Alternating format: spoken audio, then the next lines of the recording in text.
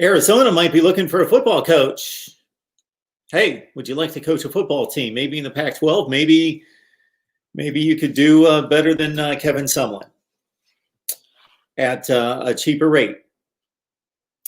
Mark Rogers TV, the voice of college football. No, I didn't waste my time with Arizona State. I actually thought, hey, this might be a decent game.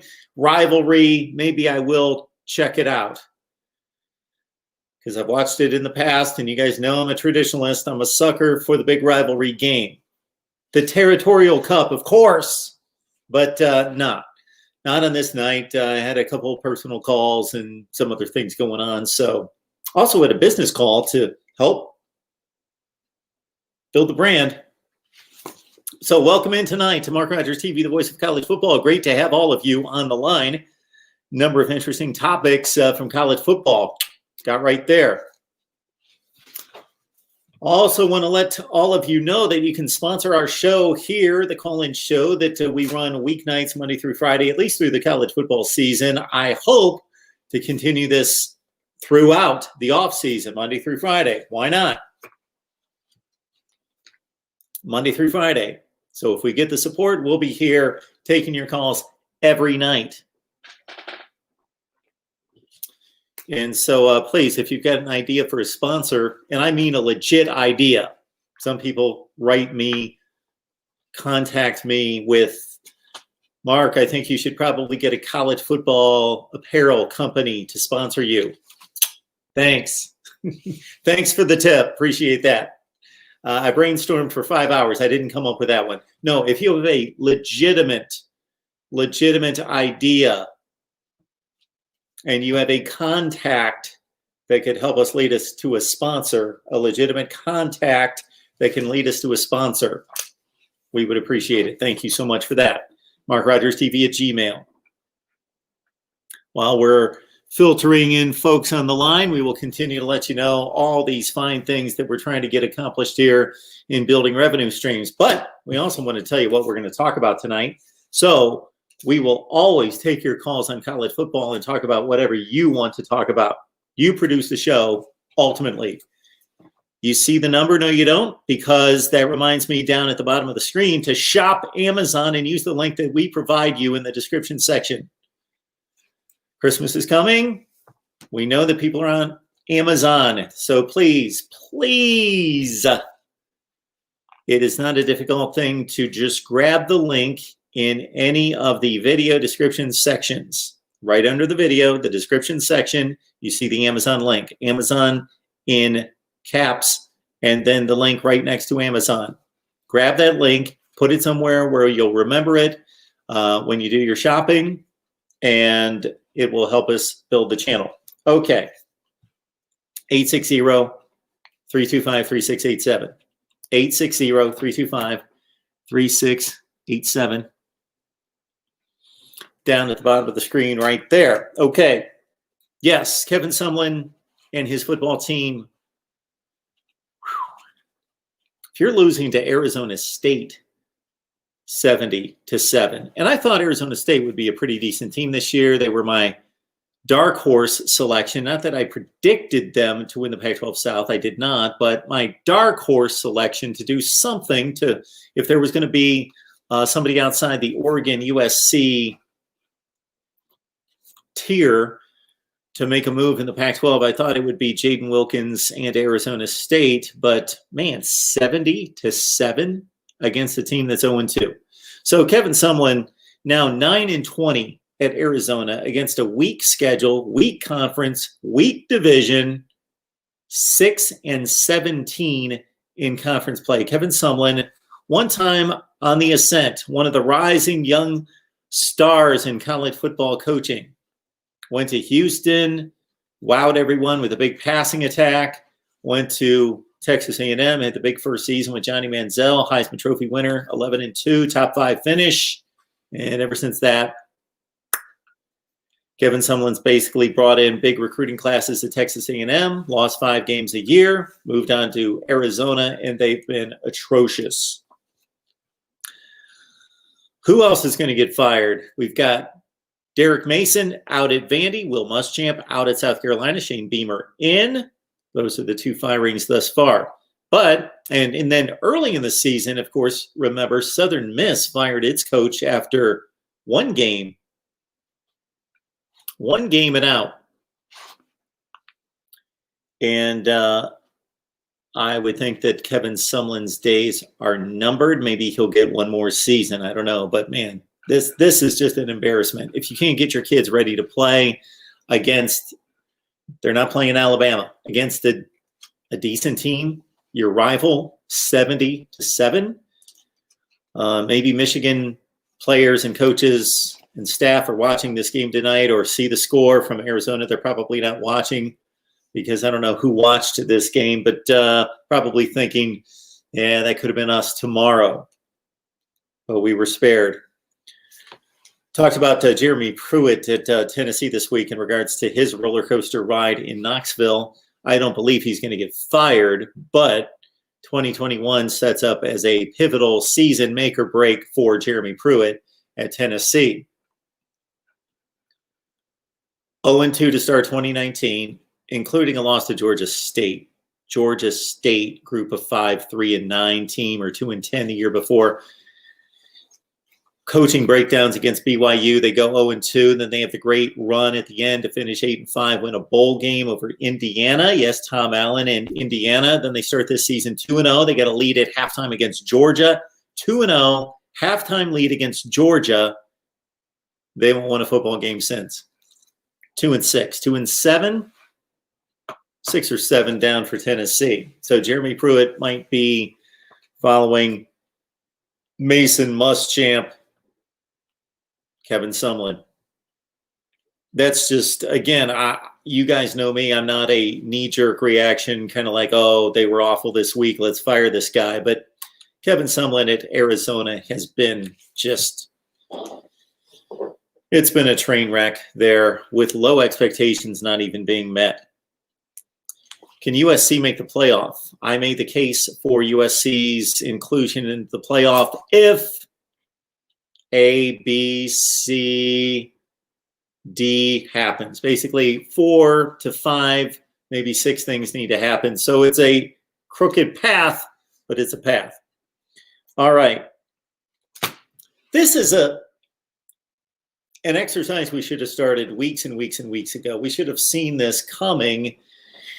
So my apologies, and hopefully we'll never have to go through another 2020 type season again to deal with this. But as soon as we got the cancellation, starting in week 1, it should have dawned on me at the time to think it would be an interesting little exercise, little segment every week to talk about who should play who, meaning we've had all these games canceled. Usually one of the two teams is at fault. And I know that's not the politically correct way to say that because they're not at fault. But yeah, it's their fault that the game's being canceled. So then the other teams, typically it's not both teams, it's one team. And so the other team's cleared and ready to play. And so we saw what the Pac-12 did a number of times in matching up a Colorado team that had its opponent cancel, matched them up against the San Diego State team out of conference. And they got UCLA and Cal together on a Sunday morning. Of course, more famously, BYU and Coastal Carolina got together last weekend. That we should have gone week to week to week and said, who should be playing this weekend? Who would have the opportunity here to set up a game and get it done and get a play? Who would you like to see play this weekend? And I know at the top of the list for this weekend, because I saw it all over the place, was Ohio State and Texas A&M. Of course, that would be fascinating. But we'll play a little bit of who should play whom. I think that's grammatically correct. I will dive into the live chat and get your comments and questions here in just a second. Did anyone see? Probably not many. I was probably one of the few nerds that was looking at a few college football videos late last night and stumbled across the exchange between Pat Narduzzi and Jeff Collins at midfield at Heinz Field after Pitt beat Georgia Tech. Actually, I don't think they played at Heinz Field. They played at whatever they call that place at Georgia Tech, Bobby Dodd Stadium. old Bobby Dodd. So anyway, at midfield of wherever in Atlanta or Pittsburgh, the exchange between Pat Narduzzi and Jeff Collins. Collins was upset about something, didn't want to shake hands, gave him a slap and gone. So if anybody can fill us in on that, I don't know what's wrong there. I asked on social media what that could have been, and the only reasonable response I got was that there were Pitt fans hassling the Georgia Tech players.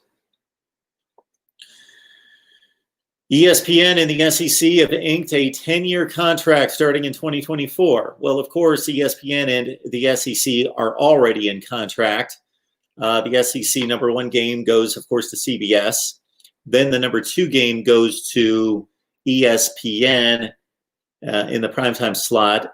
That's typically an SEC game, and then on from there. And of course, the SEC network is run by ESPN. But this goes further than that.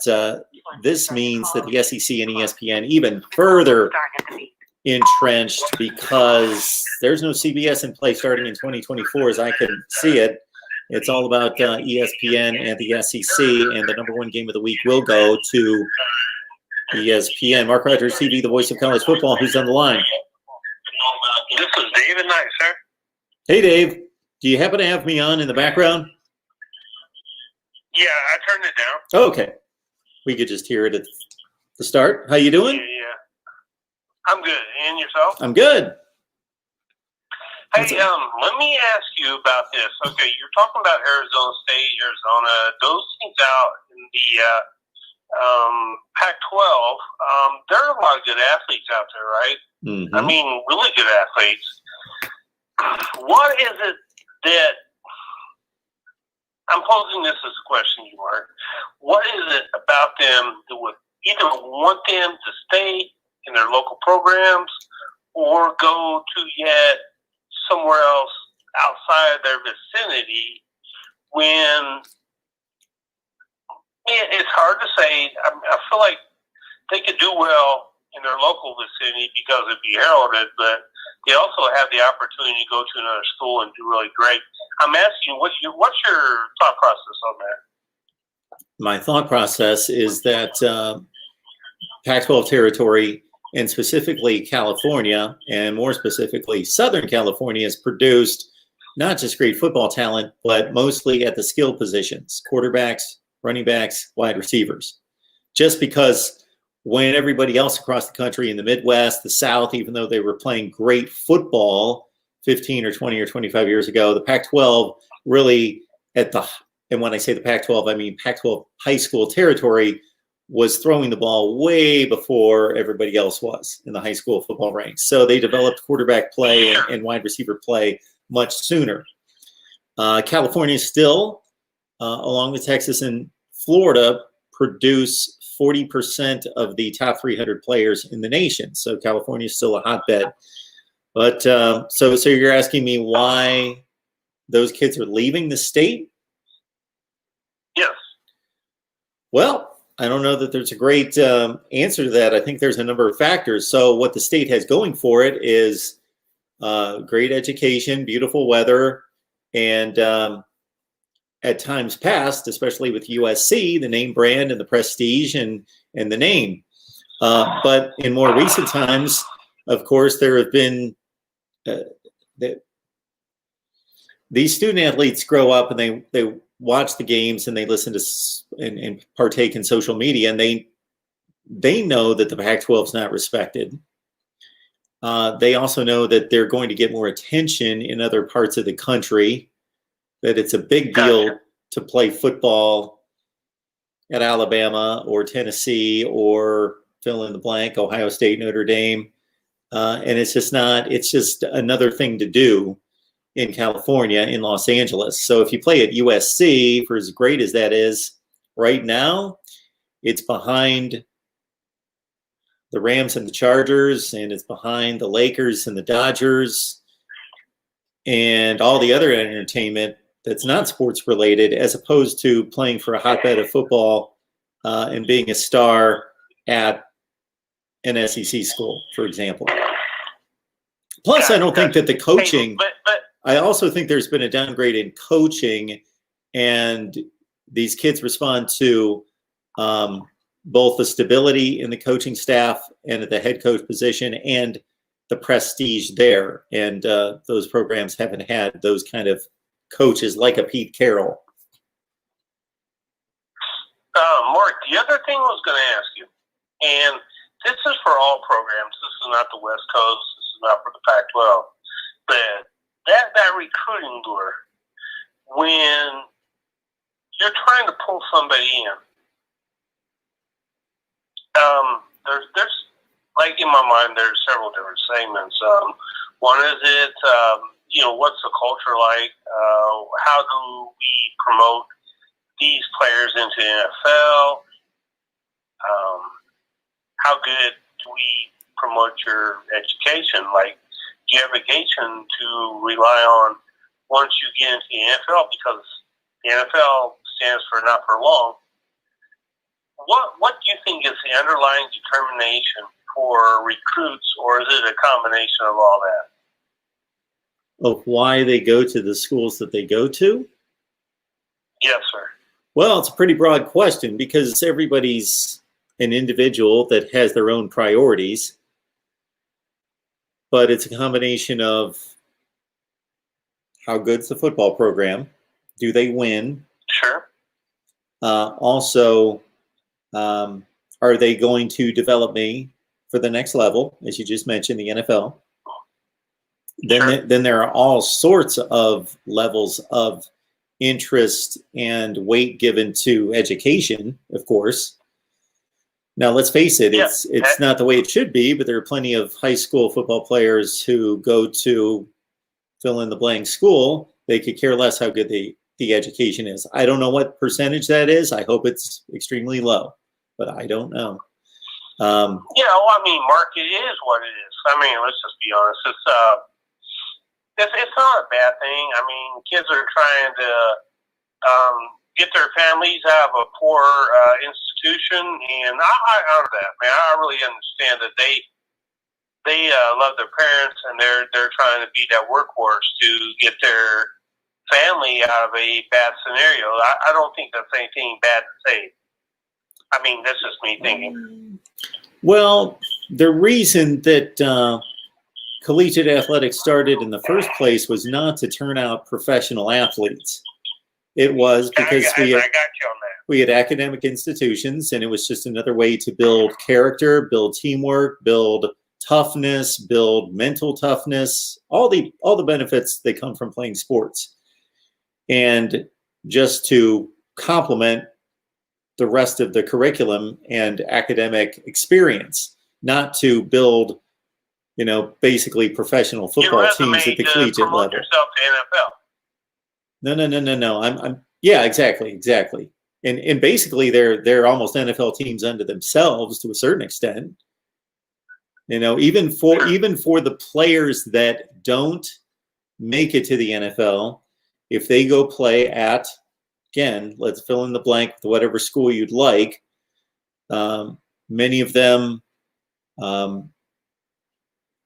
are allured by the roar of the crowd and the benefits provided by certain boosters and the big man on campus status, and they're consumed by the experience of playing big time college football, even if they step off that campus for the last time and they really didn't gain anything that's going to be lasting. Hopefully they, if nothing else, they gained contacts. They can then parlay their local fame into some kind of employment, and many of them can. It reminds me of a conversation I had with Richard Williams, who was the head basketball coach at Mississippi State, who took them to the Final Four in 1996. And he had three NBA players on that particular team in 1996. But 2 years later, they were not nearly as good. And I had a conversation with him. I remember the rest of the team was in the locker room, and we're standing out on the practice court, and we're having a nice conversation. And it's interesting to talk to a big time college football or basketball coach and have them really tell you what the deal is. And he kind of pointed in the locker room and he said, Mark, I got 12 kids in there. They all think they're going to the NBA. And he said, you know what? None of them are going to the NBA. And I can't convince, and he said, I can't convince them that they're not. He said, like 2 of them will go to Europe and make some money for a couple years and play professional basketball in Europe, but none of them are going to the NBA. And I try to tell them that, and they don't want to listen to it. They think they're going to the NBA. Okay, well, let me ask you this, and I'll let you go, and somebody else can call in. But I think, like, I guess what I'm saying is, like, I wish the college basketball, who's lost so much value, and I know this is college football, and I'm going to get off this segment real quick. But I wish the college basketball would go to the college football segment or the segue where they allow you to play for 3 years and you can finish your education in 3 years. That's feasible. And then you can go and, jump to a higher level. And does that add up? I used to love college basketball, and it's come and gone. And I know this is not college basketball program, but what's your thoughts on that? So when you say allow them to play 3 years, you mean force them to play 3 years? That's what you mean? Yeah, okay. That wrong. Okay. I said that wrong. Well, the only issue I have with that, I think that would be good for 90-some%, high 90-some% of those student athletes.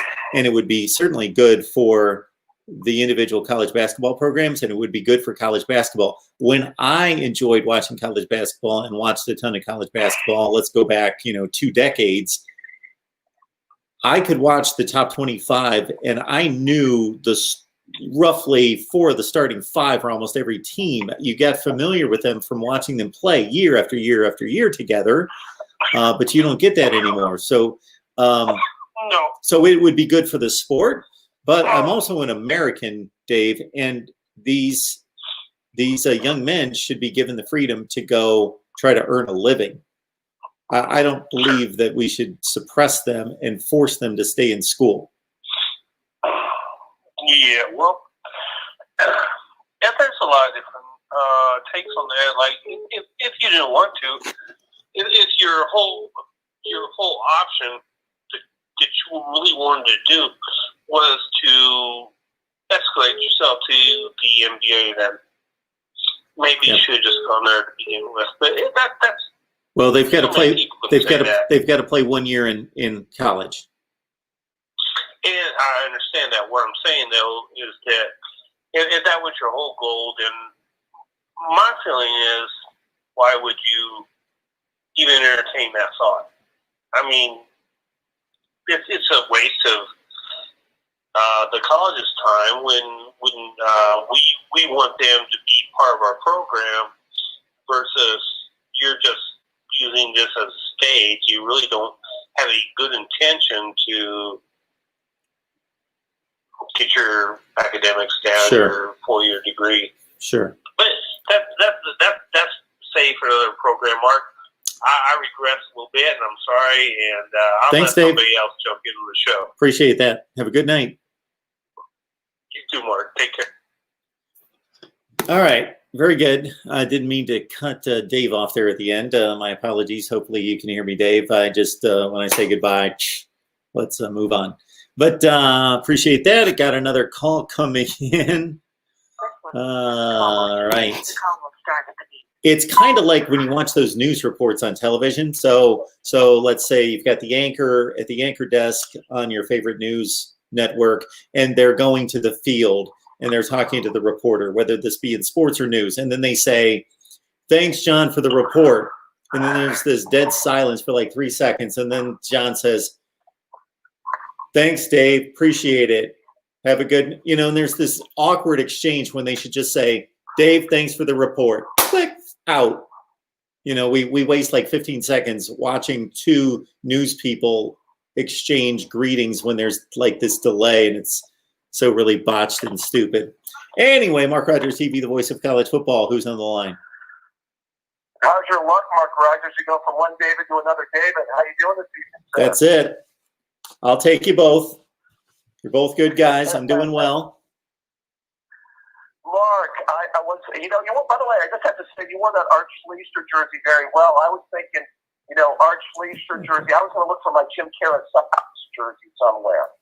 Who? First Ohio State quarterback I remember. Oh, Carsados. Yeah, he was the first? Well, yeah, but the first Ohio State, well, I told you, first Ohio State, I vaguely remember them in 85, but my first Ohio State game, unfortunately, was in 86 against a certain cocky quarterback whose name I will not mention. He was about ready to be unemployed, by the way. Thank you very much, Jim Harbaugh. Good luck on the unemployment line. I don't know that he's going to be unemployed for long if he so chooses. Well, yeah, he'll find an incompetent NFL team to hire him. So, we'll see how that works. But yeah, Jim Carsados started 2 of those games. Unfortunately, he went 0-2. Yes, I know. Matt France, Mark. Matt France. That's all I have to say. Matt France missed from 45. Yeah, that was a rough one. It was a great game, but that one was tough because I wanted to see my Buckeyes in the Rose Bowl. Oh, believe you me, it was still 2 of my all-time favorite Buckeyes. A wide receiver out of Middletown by the name of Chris Carter, and maybe my all-time favorite Buckeye got to be 28, 29 tackles that day by the name of Chris Spielman. Yeah, 2 of my favorites. Yeah, I was going to say I met both of them. I did not meet Chris Spielman. I almost misspoke. Chris Carter, I've met a few times. Yeah, he was unbelievable in that game. Caught 2 touchdowns, and I thought we were going to pull it out at the end, and it wasn't meant to be. It was a tough one. We couldn't stop Jamie Morris that day. Not at all. Hard, by the way. I think he's still running. By the way, it just irks me, Mark. I know you've talked about it. It's a tradition. Plus I never get tired of kicking their butt. But man, on top of that, having lived through the '90s, I really never get tired of it. So, it's unfortunate we're not going to have it. So I got to say, I'm pretty disappointed. Have you gotten over it yet, Mark, or where are you at? Oh, Dave, I think I alluded to this the other day. I may have had 3 seconds of some type of remorse when I was talking to the Ohio State guys on the Buckeyes live show when I brought up when we finally got to that portion of the conversation, and I asked them about the sentimentality of the cancellation of the game and whether that still exists. And I got to say, it just, to be completely honest, for as much as that game has been the most important game to me throughout my life, I guess it just shows where I've come in terms of enjoying the games. I enjoy the conversation with all of you. I enjoy watching football nearly as much as I ever did, but my attachment to it is minimal. So I got to say, I don't care that much. It didn't really impact me. I can't say. I just have too many other things going on. So it just didn't. I would have never said that or thought that would have gotten to that place in my life, even as recent as, 10 years ago. But yeah, I have. Yeah, it's unfortunate, and I'm gonna miss it. And, it's obviously I think we could have run 60 something on them, and probably beaten pretty good this year. But now we'll never know, and it's unfortunate. A couple things, Mark, I wanted to get into with you. By the way, I just was on with Pigskin Pete. Yeah. And had an interesting conversation. By the way, have you heard the Dabo Sweeney comments about Ohio State? I did not hear them exactly. I heard a lot about it, but I never got to the comments. I saw people talking about it. So fill me in on this one. This should be a beaut. Oh, maybe I did. He said that they didn't play enough games, that they should be considered for the playoffs or something to that degree. Maybe clarify it for me. Right. he was basically, saying if I was a team like Florida, if I was a team like Texas A&M, I would be, upset if I played that many games. And basically all but comparing their resumes to Ohio State. And that's kind of what I got into with Pigskin Pete. First of all, I mentioned, obviously we know why we're here at this point for the lack of games with Ohio State. We talked about this ad nauseum, Mark. This has a lot to do with the Big Ten screwing this up from the get-go. And as I mentioned, and Pete even agreed, one of the few reasons that we have college football in the Big Ten right now is because of Ohio State. I would also give the gentleman in Lincoln, Nebraska, a lot of credit too. Yep. Because it seemed like the two major schools that were fighting for it in the Big Ten were Nebraska and Ohio State. And, as I mentioned to you, as I mentioned to Pete, I think Kevin Warren and the presidents were naive to the fact that they thought that the ACC and the SEC were just going to pack up shop and not play college football this season.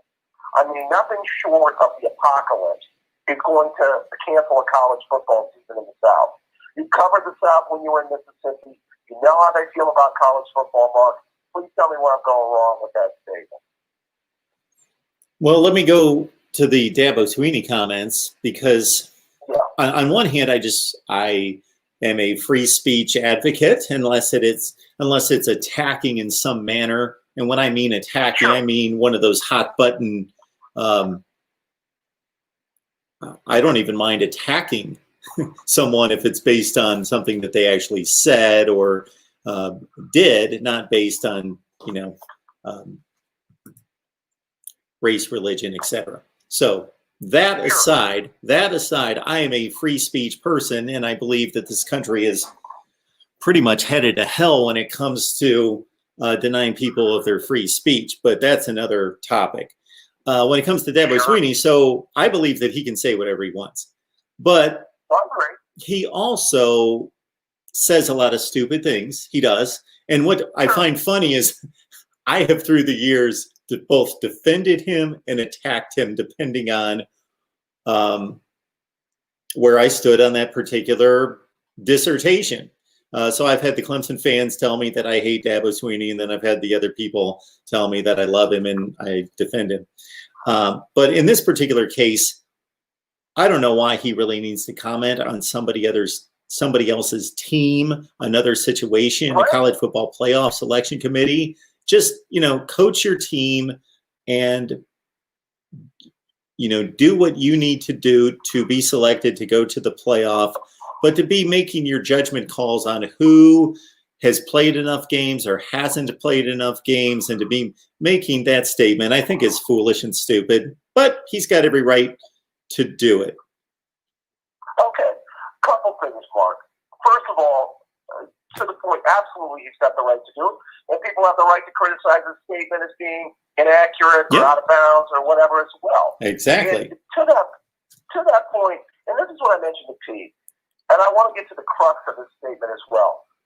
Number one, he knows what he's doing. I mean, remember a couple of years ago, he was doing the rest of y'all statement when he was talking about Alabama, and he's made comments in the past that, the playoff committee isn't really respecting us. I mean, we're poor old Clemson here. And, he's got a way of making statements. He knows what he's doing, by making these statements. I think he's trying to maybe troll a little bit or tweak people a little bit. I think there's no doubt about it that these statements are premeditated to get a reaction. That's what I think. Oh, sure. Also, is your thought? He's not, aw shucks, I just speak from the hip. Yes, he knows what he's doing. He would not be running a successful program to that degree if he didn't know what he's doing. And he's either speaking every time a head coach, now save a few that are loose cannons, but most of them, again, are highly successful at what they do, not for just coaching football, but understanding how to play games and manipulate people or sections of people. So when a coach hits the podium, he's either talking directly to the media, or he's talking to his team through the media, or he's got a message to get to somebody. And yes, Dabo Swinney is putting doubts in the college football playoff selection committee's minds about Ohio State and selecting Ohio State. That's what he's trying to do. put doubts in their minds about pulling the trigger on selecting Ohio State. Sure. And here's the other part of the statement, too. I want to get to the heart of the statement, Yep. Mark, because this is where I got into with Pete. I mean, to make the comparison that, he was trying to, illustrate when he mentions Florida and he mentions Texas A&M and these teams with one loss that have played more football games in the SEC. And first of all, to make the Texas A&M Ohio State comparison as far as what they've accomplished on the field. And I know that basically Pete is saying, and I get where he's coming from. The win over Florida is a better win than, let's say, Ohio State's win over Indiana. We assume it is. I don't think that Right. people can say all they want. Maybe it is. I don't know. Right. I think it is, but I don't think it's substantiated. I don't think it's not debatable. I don't think it's we beat Florida and you beat Wyoming. It's debatable. Sure. Well, I mean, what are we saying, Mark? I mean, Florida's the top 16, and then, Indiana was what, a top 10 to 12 team? Well, they're only 6 and they're only 12 because they were placed there. That's what drives me crazy when people bring up rankings and say, well, Florida's 6 and Indiana's 12. Indiana could be 6 and Florida could be 12. That's where they've been placed. What have they done on the field? What they've done on the field is you could argue that Indiana beat or lost to a better team, most likely, if we want to continue to make judgment calls, that Indiana lost its game to a better team. Right. And here's the other point I would illustrate too, Mark, a couple other points. First of all, the other wins by, Texas A&M, and you illustrated, I mean, first of all, LSU is the worst defending national champion in the history of worst defending national champions. And you remember how ugly that win was over LSU. It was totally depleted. I mean, and there are other wins. I mean, let's be perfectly honest. This isn't your older brother's SEC, Mark. I mean, this is not the typical SEC year. Now, this isn't a typical year for any conference, to be perfectly honest, because of the situation that we're living through. They did not play Georgia either, by the way, Texas A&M. Mm-hmm. And I also made the other point, and yes, maybe Alabama is the juggernaut that everybody thinks they are right now. And I can concede that point. And long term, we're going to find out, what they do to Florida in the SEC championship game and what they do in the playoff. And, but I would think that if you're a top 4 team, you could play them a little bit more competitive than 28 points. Just bottom line. Yeah. I mean, don't you think that, could you find that also as a negative as well, Mark, for their resume? Oh, of course it's a negative. The only thing I'll say about that, and I generally agree with you that, yes, if that game in Tuscaloosa is indicative of Texas A&M versus Alabama, then I believe that we most likely can find 3 other teams in the country that are going to be more competitive with Alabama than Texas A&M by 28 points. That said, it's one game, and there were 2 Ohio State teams. Now, I know we're talking 2020, but there have been 2 Ohio State teams in the past that lost by similar scores to much worse teams that I still thought were deserving of a playoff spot because of the 13-game resume. Here's the thing, Mark, and I know you're talking about 17 and 18. Yeah. First of all, Ohio State, now you've been consistent on this because you thought Penn State should have made the playoff over Ohio State. Yes. As a 2-loss team because they beat Ohio State and they won the Big Ten championship. And just to be you thought that Ohio. And just to be clear, I do understand both sides of it, though. I don't think it's a ridiculous claim by Ohio State, but I do side with Penn State in 2016. But I don't think it's a ridiculous claim because they both have very compelling points. Yeah. And the thing about it is you had a 2-loss Ohio State team in 17 that didn't make it over Alabama when Ohio State had more quality wins over Alabama than Alabama did at the time, and had a conference championship. Yep. Now, to be fair, and I know you're going to bring up 17, Auburn could have made it with 2 losses, but they didn't. The one thing that this committee has not done, to be fair, over 6 years, is not taken a 2-loss game. So they've not been able to cross that bridge yet. I think that they just say, if you get that second loss, especially if it's a bad second loss, like Penn State had a bad second loss in 16. True. Ohio State had a bad second loss in 17.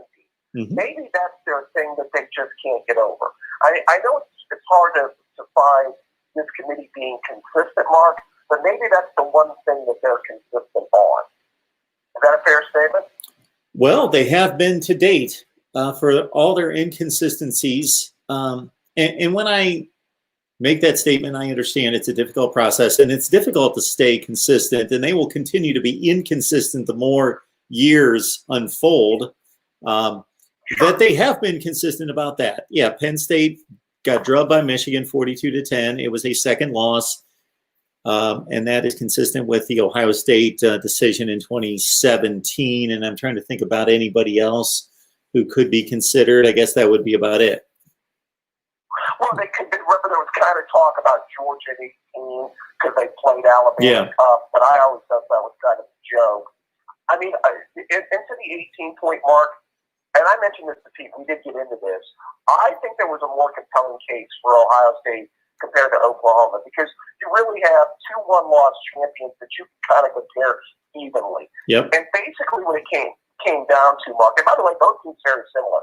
Great offenses led by great quarterbacks with lousy defenses. Now, as bad as our defense was in 18, Oklahoma's defense was like all-time bad. It ranked like 100 and something in the country. We ranked like 70-something in the country. So we're still like 40-some spots ahead of them on defense, which is saying a lot considering they made the playoff with that defense.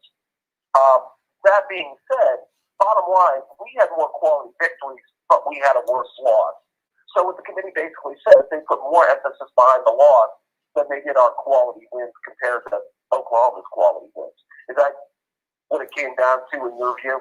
Yeah, dead on. And Oklahoma also benefited from, to no credit of their own, they benefited from getting the opportunity to play the team that they lost to in the Big 12 championship game. Right. Had Ohio State been able to play Purdue in the Big 10 championship game, then maybe things would have been different. But as you mentioned, Oklahoma lost to a better team and they lost by a closer score, where Ohio State had better wins. And to just extend your point about defense, Ohio State's defense did not perform well that year, but they performed much better the last 2 weeks of the season, as you know. And they also, it was also a long line of good defensive teams and good defensive players. And so there was some level of confidence that this defensive side of the roster could be capable of holding its own in a playoff versus what Oklahoma had been awful for a number of years on that side of the ball. Right.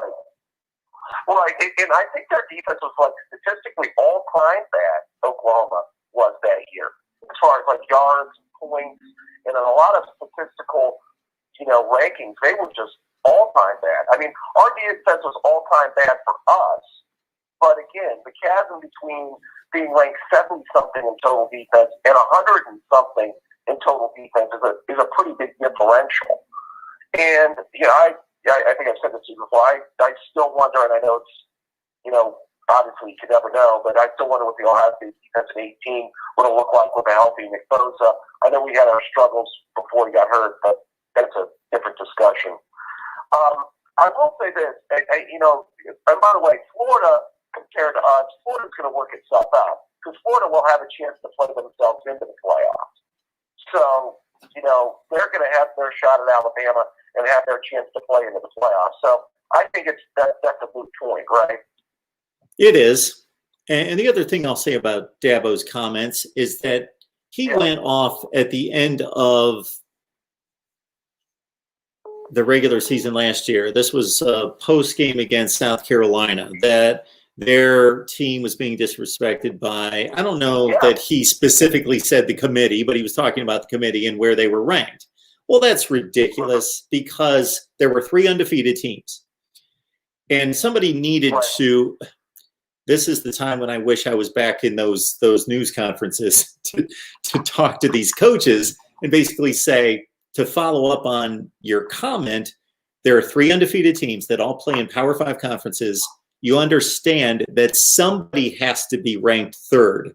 So are they automatically being disrespected? No, just they have to be ranked 1, 2, and 3. And let's also understand that if another coach from another if Ryan Day or Ed Ogeron wanted to go off just to take their stand and make a point, they could say, there's other conferences that can't beat the other conferences, meaning we've got a conference that has a champion that's undefeated, and that conference is 5-19 against the other 4 conferences. So obviously they're not as good as the 2 of us, so they should be knocked down a peg, and maybe they should be number 4. I don't know. If they wanted to take that Dabo Sweeney tact, it could come back at him as well, because he certainly has defended the ACC in previous years when there's been little to defend about the ACC. Sure. Hey, Mark, real quick, did you make a comment last year on Ohio State not getting the number 1 seed versus getting the number 2 seed? Because that's the big thing that I thought was so debatable with that playoff. Yeah, I'm going to take this call and I'm going to answer your question. Thanks, David. Okay. I appreciate it. All right, Mike, you take care of yourself. Bye-bye. Press 1 to start the call or 2. The call will start. So I'm going to answer David's point, then we're going to take this call right here. Don't know what happened there. All sorts of people calling, which is a good thing. The call will start at the beep. Hey, it's Mark Rogers TV, the voice of college football. Hang on just a second. Going to answer this question from David before we take this caller's comment. So I didn't have issue with LSU being ranked number 1 last year and Ohio State 2. I had an issue with them being flip-flopped on the final weekend after the championship games. I had LSU number 1 and Ohio State number 2 as well. I just didn't flip them after LSU beat Georgia and Ohio State beat Wisconsin, because I didn't see a huge disparity in those 2 wins. That Wisconsin team went to the Rose Bowl. They were 10-2 entering that game, just like LSU beat a team in Georgia that lost 2 games. So I didn't see a huge disparity in those 2 games that should have dictated that LSU just totally overwhelmed Georgia. I know they beat them 42-10, but I just didn't think that should have resulted in LSU jumping Ohio State. But I had LSU at number 1 as well. Mark Rogers TV, the voice of college football. Who's on the line? Hey, Mark, it's Byron. Hey, Byrick, what's going on? Not much. Just, well, first off, I want to apologize for blowing up your phone the other night trying to get on the show. Oh, that's all right. That's why it's there. I'm sorry that we didn't get to you. Well, yeah. If that's the case. Well, no, you got to me, but I was calling like 1,000 times, and then George got on, and it made me frustrated. Well, that's okay. I was calling, and then you picked up George's call. Well, I was like, really? I've been the one that's calling in. Well, everybody has the same phone number, so I don't know who's calling. I know. I have no idea. I know. You pick up the call, pick up the calls as they come in. Yep. So what's going on? It's good content. Well, thank you. It's good content. Appreciate that. No problem. You don't have a lot of the troll calls that try to do the stupid things that. I mean, I'm sure you've watched blue streams before. Yeah. Let's not test fate here. Yeah, no, we don't want that. We don't want that. I think it's just childish and so stupid when people do that. But first off, I wanted to call in and apologize about that the other night. But this Big Ten championship. Yep. Is it even going to be a game? Well, depends what you consider a game. I think it could be something similar to what it was 2 years ago. Same 2 teams played 2 years ago. That's what I'm guessing. And how much is the committee going to evaluate that as being an uncompetitive game? Well, the committee is telling us right now that Northwestern's like the 14th best team in the country, so they better take proper evaluation of that game. Okay. So the Big Ten has flopped so much this year. Go ahead. Well, you can take anytime there's a blowout in a game like that, you can take either stance that you want and spin the narrative. You can say, okay, Ohio State, Northwestern, there's a 20-point spread in this game, but the committee's telling us right now that Northwestern's the 14th best team in the country. That's what they're telling us. And so they can spin it however they want, just like anybody out there can spin it. If Ohio State beats Northwestern 51-10, well, you can spin it as this Ohio State team's a great team. We already knew they were great. They've got great talent. Yeah. They dominated. Or Northwestern sucks. We knew it. They weren't good enough. And this really isn't impressive that Ohio State killed them. Anybody could kill them. And you can spin it either way. I think that Northwestern is one of the 20 or 25 best teams in the country, and that Ohio State should beat them by 14 to 21 points, and it'll be an okay game for the last time they played. It was 24-21 at one point, and then Ohio State blew them out with 3 touchdowns in the fourth quarter. And we might see something similar in this game, and Ohio State's clearly a better team and more talented and just faster and better. And that may show itself in the first quarter, and it might be 21-3 like that, or it may take some time and they wear them down and beat them. Or who knows, maybe Northwestern steps up and they play them a great game. But I would expect Ohio State's going to win by 2 to 3 touchdowns. Yep. What kind of game would you want to see? Because I know I've heard you say you like Northwestern football. You just like the way that they play. It's old smash mouth. Run it down, play good defense. We're going to score 13 points and win. Well, it's not so much that, Byrick. So you are correct. You have been listening, and you are correct that I have a soft spot in my heart for programs like Northwestern. I love them too. But it's not so much the way they play. It's in terms of the scoring and all that. It's that they're at a competitive disadvantage because of their academics and the size of the school and all those things.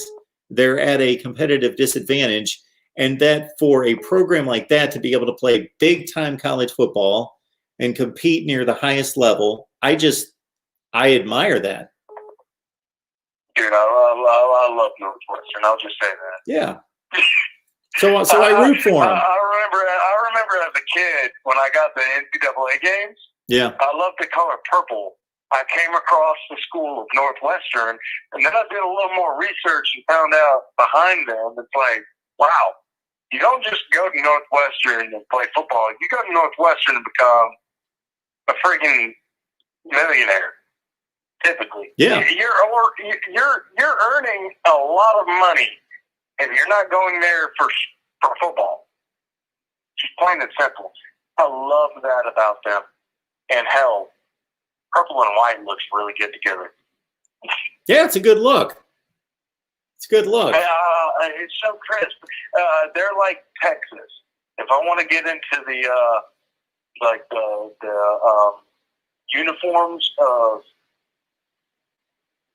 college football, I love the purple and white, and I love the purple and white, or the orange and white. Okay.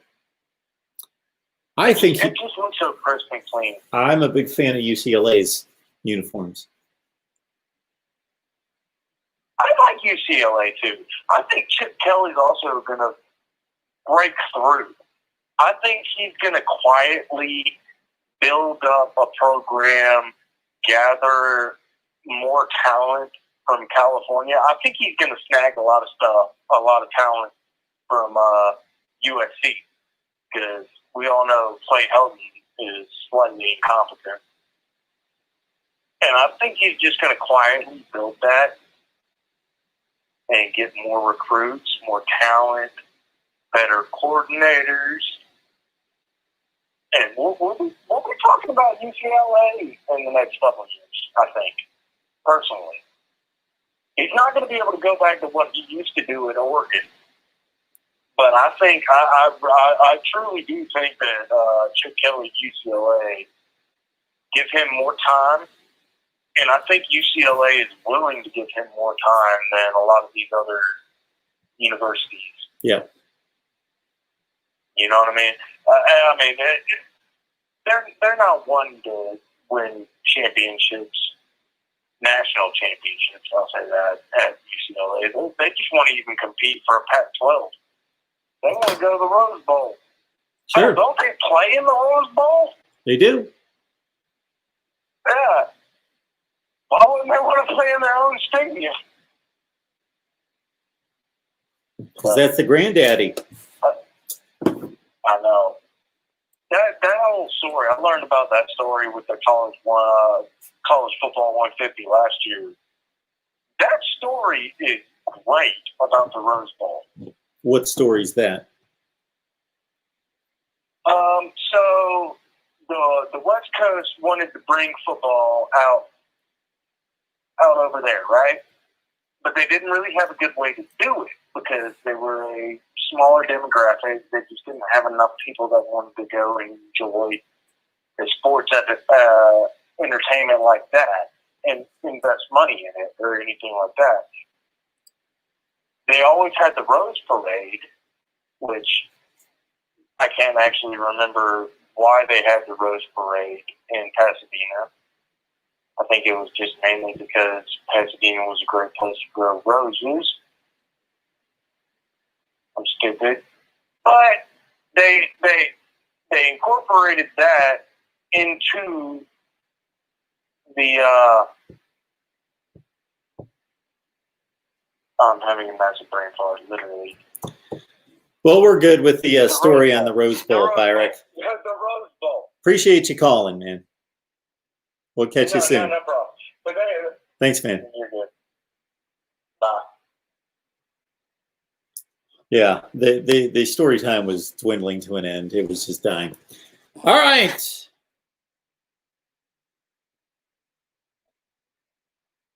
Decline. Press 1 to start the call or 2 to decline. The call will It's start. Mark Rogers TV, the voice of college football. Who's on the line? Hey, Mark, it's Dominic. How Hey, you doing? Dominic. I'm doing well. What's going on? Nothing much, really. It's been a long day for me, I will say that. Yeah? Okay. Well, what's on your mind tonight? Yeah. Nothing much, really. I just wanted to get to the Arizona State game Okay. for a little bit of a recap on that game.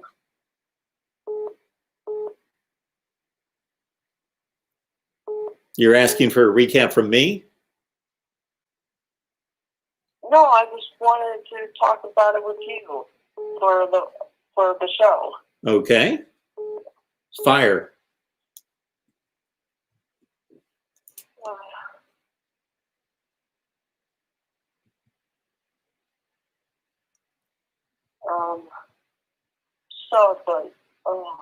Can't remember what the final score was in that game. Yeah, people can Google the final score. Did you watch some of the game? What were your thoughts on the game? It was a lot to a little. All right, you think that over and give me a call sometime tomorrow, Dominic. I'm going to take this other call. Thanks so much for the call. Press 1 to start the call or 2 I to think decline. The call will my start. years and years of patience of horrible phone calls has dwindled to an end. It's expired. Mark Rogers TV, the voice of college football. Who's on the line? Hey, it's your old buddy Bash here. Hey, Bash, what's going on? Hey, I got to tell you, I was very interested in the announcement from Emeka Buka, considering Oklahoma had really been coming on strong the last 48 hours to even the last week, from what I could tell after his visit on senior day against Baylor. But I got a question real quick. Do you think, by any chance, the offensive woes against Baylor, because the defense carried the day, could have possibly been like, yeah, no, I want to stick with my instinct and go to Ohio State if it was for Buka? Well, my initial thought would be that that would be a little short-sighted, but I think there's evidence on the field that these players have to take into account, because my first thought is, if you're playing wide receiver or quarterback, how can you go wrong with Ryan Day and Lincoln Riley and what's going on at both of those schools right now? There's really no way that you can go wrong. So there's not a bad choice between those two. But at the same time, if you're looking at Oklahoma's passing attack this year, it's not been what Ohio State's has been. You could also consider, though, that Justin Fields will be an NFL quarterback at this point next year, and Spencer Rattler is going to be in his second season at Oklahoma, and probably the second of 3 seasons as the starting quarterback. So maybe Oklahoma's better prepared to get the ball to wide receivers over the next 2 years than Ohio State. We'll have to wait and see. So that could be under consideration as well. I get that. You know what's funny about this whole entire situation with Buka, too, is the fact that he would be, I believe, the third in a row number 1 receiver. I can't remember if Garrett Wilson was number 1, but I'm pretty sure that he was number 1 in his class. Is that correct? Do you remember? I think he was. I'm not a big recruiting guy. I know he was up there, whether it was 1, 2, or 3. Yeah. It doesn't really matter. Yep. Yeah. So another thing I really wanted to talk about, this was the main point of me calling, and I called in Uncle Lou's show as well a couple of days ago. You weren't live, so I resorted to Uncle Lou. Which, by the way, are you going to, side note, are you going to communicate with him about the whole holding system? That would be interesting to see if you could get that going. The who system? The holding. Putting calls on hold. Oh, yeah. I had a 2.5-hour phone call with my tech guy tonight, and I got all sorts of thousands of dollars ready to pump into all sorts of things. So we'll get it fixed out. But yes, I would like to have a better call-in system. Absolutely. Okay. Anyway, so the debate I was having with Uncle Lou, and this was prior to the news of the Big Ten going ahead and making Ohio State eligible, so it might be a moot point right now. But even prior to that, I was arguing that it really doesn't matter what any of us think. Right or wrong, Ohio State was going to get in, because of the fact of the matter is that they were ahead of Texas A&M at the moment. And Texas A&M, all they could really do, and all they still can really do to boost their resume, is have Tennessee on their schedule. And that's not a boost, quite honestly. That's just all they have left. Sure. Well, Ohio State, playing in the Big Ten Championship or not, would probably get a top 25 team with what I presume would have been the winner of Wisconsin and Iowa if they didn't go to the Big Ten Championship. Mm-hmm. But if they had decided to let Ohio State in, they would have also had a top 20 team and probably in Northwestern. So I was arguing, what is going to change? Texas A&M doesn't have a conference championship under their belt. What is going to change to make Ohio State nothing fall behind Texas A&M? Nothing. Exactly. That was the point I was making. Like, right or wrong, the decision has pretty much already been made. Ohio State controls their own fate, sure. It seems to me, unless Florida beats Alabama. Yes. That would be the one disclaimer there. But in terms of the Texas A&M comparison, yeah, it's already been made, and Ohio State has a better resume builder in front of it than Texas A&M does. You just explained why. It's not even close. Uh-huh. So they're already 4 versus 5, and they've got a better team to play next week, as determined by the committee. We're not saying they're a better team, but obviously Tennessee's only 2-7, and these other teams are much better, and it's going to be against Northwestern. It would help Ohio State's case a little bit if Northwestern didn't limp into the Big Ten championship game with a second loss. So if they can beat Illinois and show up at 6-1, then they're probably a top 11 or 12 team, possibly in the nation. And yeah, I don't care if Texas A&M beats Tennessee 60-0 and Ohio State wins a Big Ten championship game against a top 15 team by 1 point. It's a better win, and you're already 4 versus 5. Yeah, your case is ironclad. There's really no way. Now, you can argue all you want that they shouldn't be 4 and 5. You can do that right now. But the case that they're 4 and 5 now, and then moving forward, they can't be moved. And if that happens, then I won't have enough live streams to scream and yell and kick the committee around about being the most incompetent committee that's ever been formed. But I don't think that they're even capable of being that stupid. Yeah, I mean, you hit it right on the nose right there, Mark. I do think it's a very interesting world that we're living in. I'm starting to come around to expansion. I know we have argued. I don't remember if you remember our arguments, but I know we have argued about expansion. The only reason I'm starting to come around to it is because of the same argument that Joel Klatt has been using, and that is that we don't have enough variables. It takes that one rogue vote to really flip this thing, and if we go ahead and set automatic qualifiers, the games are still going to matter. People are still going to tune in, even if it's less. So at that rate, it's just kind of a push and pull, give and take type of thing. So, people that is a simple solution to this.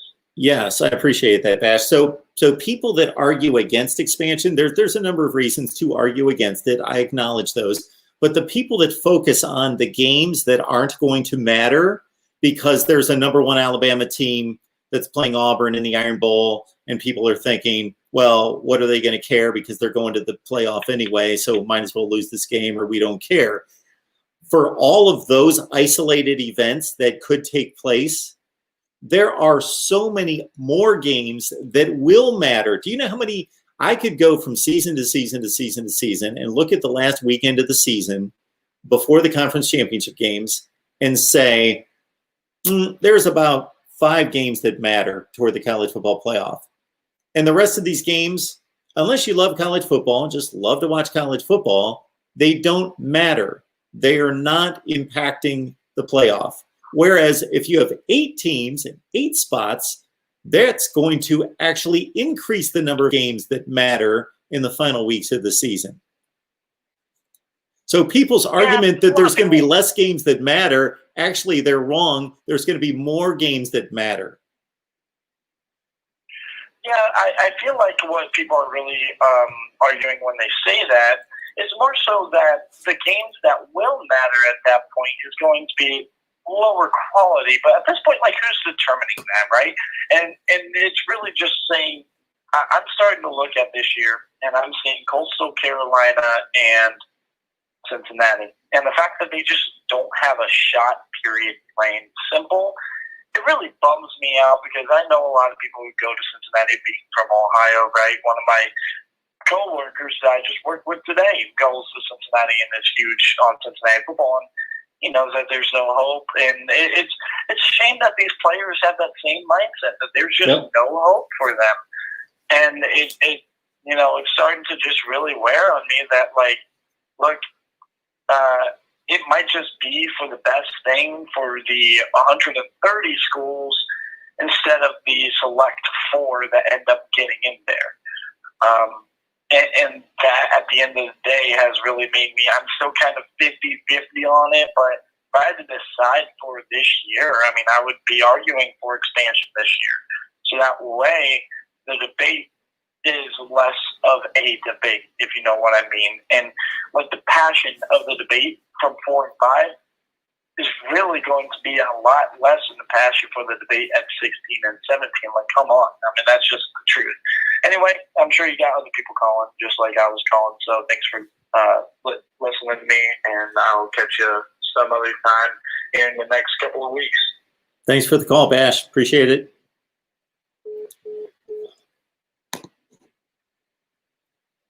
I'll make the comment that I make every time we run through the group of 5's involvement in this, whether we want to include them or not include them. I can go both ways. We either need a 16-team playoff or we need an 8-team playoff.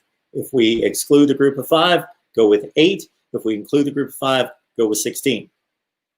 Part of the committee's requirements, part of their role requirement should be this. This should be on their task list every August. This is what the committee should be should have to do. Those 13 members in that committee, when you accept an appointment to the committee, you should sign up for this detail as well, that you are going to go during August camp to every group of 5 school, and you're going to visit a football practice. So you're going to go to Kent State, you're going to go to Bowling Green, you're going to go to App State, you're going to go to Utah State. You're going to have to tour the entire country, and you're going to have to go to every group of 5 football practice at some point and introduce yourselves in front of the football team and let them know we appreciate your efforts. We see that you're puking your guts out. You're running in the 98-degree heat, popping pads, spraining ankles, busting shoulders, doing all that. We appreciate all that. But you know what? Thank you so much for all of that effort. And you can go out and you can win every game 50-0 this season. And we just want to let you know, to be fair, you don't have a snowball's chance in hell of making the playoffs. So have a great day. Continue to work your butts off, and bye-bye. And then we'll move on to the next school. Mark Rogers TV, the voice of college football. Who's on the line? Hello, it's me, Roberto LeBron. Hey, Roberto. I just looked up some random news on Reddit and saw about the Michigan only had 9 players infected. So was that 9 players that tested positive? Yeah, positive confirmed COVID. Yeah, it's I don't like the way that these guidelines have been established. But they've had like 40 or 50 affected by the contact tracing. That's the issue. Wow. Is that that only violated the 7.5 or I don't think it definitely affected the 5% at all. Yeah, I don't know exactly what the numbers are, but I heard early in the week that Michigan had over 40 players that could not play. Why? Well, I know why, but 40 plus. That's crazy. Ohio State got that done in 4 days after the cancellation of Illinois. And then Michigan gets 40 players affected. That's just absurd. And lack of awareness and irresponsibility done by the program and our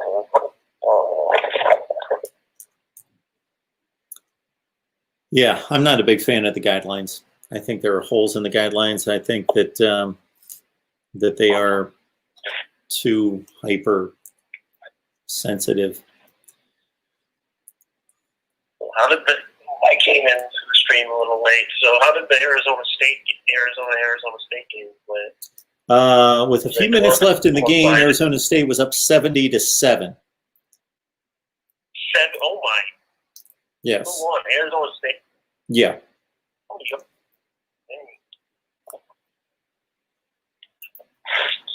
That's a lot. How much did their quarterback or running back got? Should look it up on ESPN. Yeah. Just, you can Google that, certainly. I don't know. I didn't see. I had the game on, but was doing other things. Anything else, Roberto? Yeah. No, not really. Well, I appreciate the call. The news of cable. Yep. Enjoy the football tomorrow. Well, you do. I have no idea what he said at the end of that call. But again, enjoy the football. All right.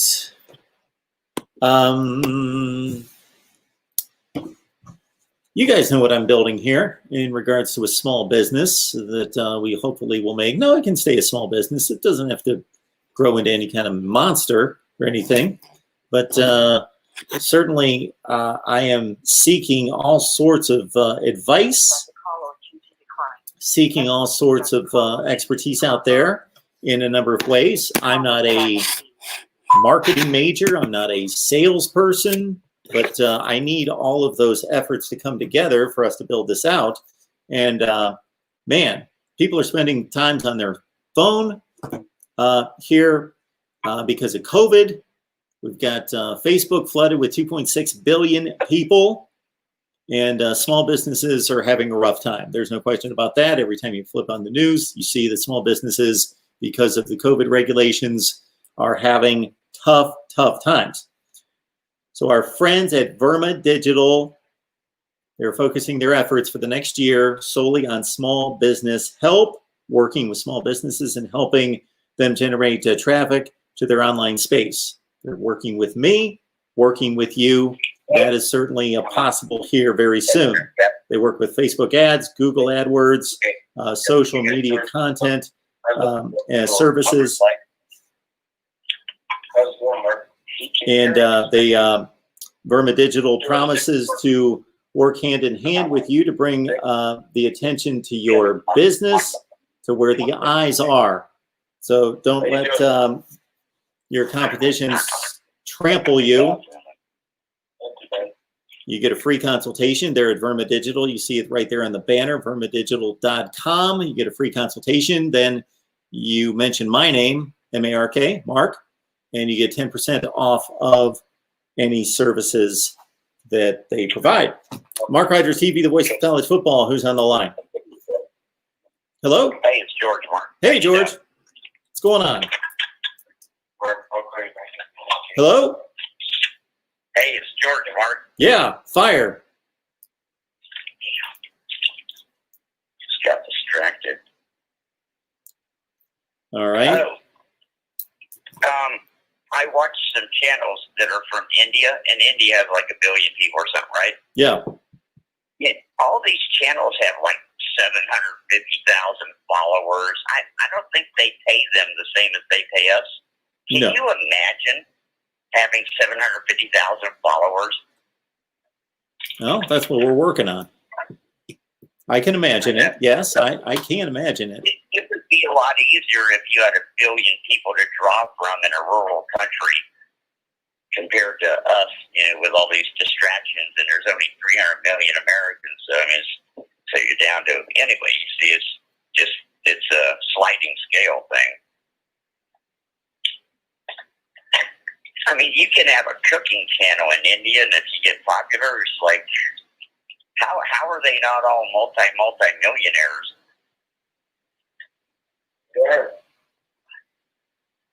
People in India. Well, for one thing, YouTube is universal. So people in India can watch Mark Rogers TV. Doesn't matter where they're located. I'm watching their channels, Sure. And even though most of them don't speak English, when I talk, there's a few of them that speak English, and we interact. It's amazing. Yes. Technology is. Yep. All anyway, right. they're always running this commercial on TV out here. It's just hilarious. It's this little machine you carry with you. Like if you're on a breathing tank oxygen, you're one of those old people you tie to your oxygen tank. They have a thing now that makes oxygen just out of the air, condenses it, and you can just carry it with you wherever you go. Have you seen that? I've not been really in tune with oxygen tanks. That's not something that would catch my eye. So no, I missed that. Right. It's on the commercials all the time. It's a thing to help people that need breathing help, But it's hilarious when I watch it. It goes, breathing oxygen is vital to life. You can't live 3 minutes without it, right? And this commercial is running constantly at the same time. Everybody in the world's walking around breathing carbon dioxide on purpose. They don't understand what they're doing.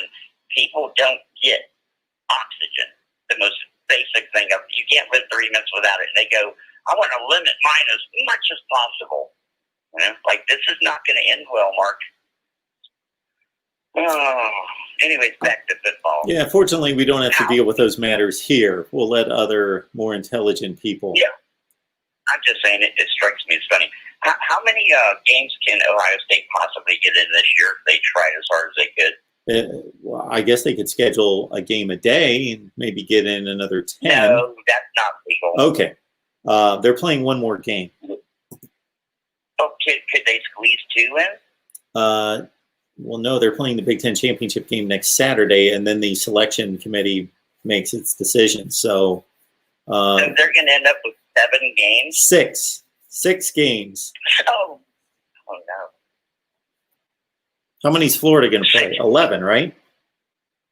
6 games plus the championship? 7 altogether? 6 games, period. 6 total games. Oh, God. Mark. That's it.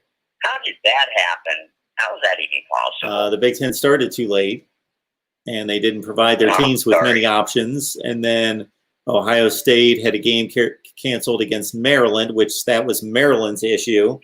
Then they had a game canceled against Illinois, and that was Ohio State's issue. And then this week, Michigan, and that was Michigan's issue. So Ohio State should have 9 games played, but they're only going to play 6.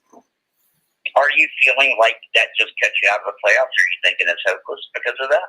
No, they're number 4 in the country. Not the. How are they going to get past? Wait a minute. Who's The going to playoff pass committee, them? You're right. The playoff committee has them ranked number 4, right? Yes, they do. I don't have them ranked number 4.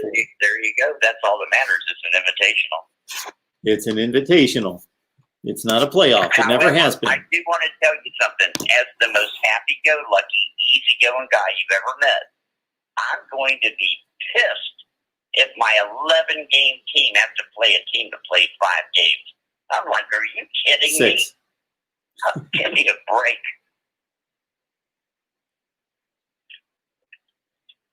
But, I'll get over it just like I got over everything else.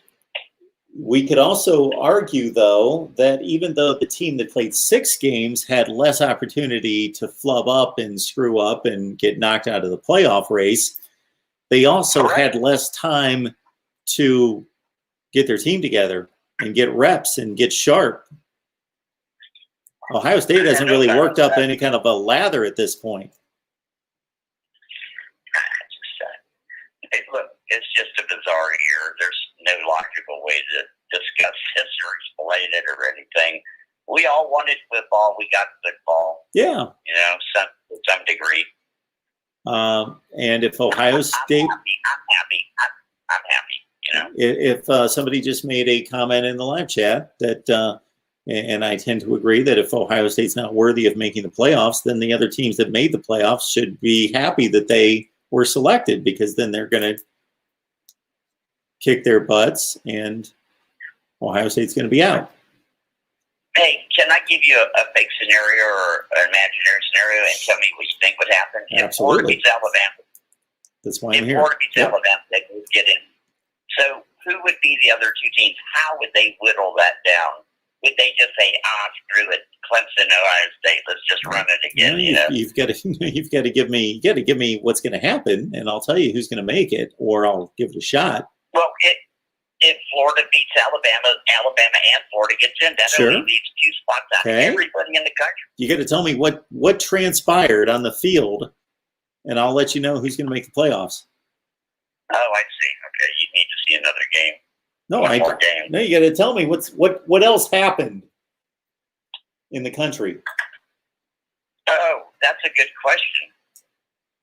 Okay, I'll ask you this again next time we talk. Okay. After tomorrow. All right, after tomorrow. It'll be a little bit easier after tomorrow, and then you'll say, "Wait till next week." I understand that too. So okay, but still, you see how narrow it could be if Florida wins. That helps solve the whole puzzle right there, because everybody wants Florida in, and Alabama. They're high-powered offenses. They look good on TV, and now we have to choose between Clemson, Ohio State. And God, I feel so sorry for these teams like Cincinnati and these undefeated teams, Yeah. See, I don't really know who you're talking to, George, when you say everybody wants Alabama and Florida in the playoff. I don't know who these everybody's. Everybody that doesn't hate Florida wants Alabama and Florida in, or at least Florida. Yeah. I could care less to see either one of them in the playoff. I don't necessarily want. I wish there was some way Miami could get in so they could be in there too, but that's impossible. God, I'm so mad. I can't believe the ACC let Notre Dame in there and screwed Miami out of a chance to go to the playoffs and didn't even let them play head to head. I don't get it. And I'm a Florida Gator. I'm not even a Miami fan, and I'm irate. I'm like, are you kidding me?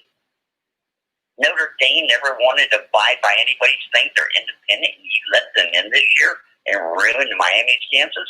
It does seem like Miami just is eternally screwed no matter what.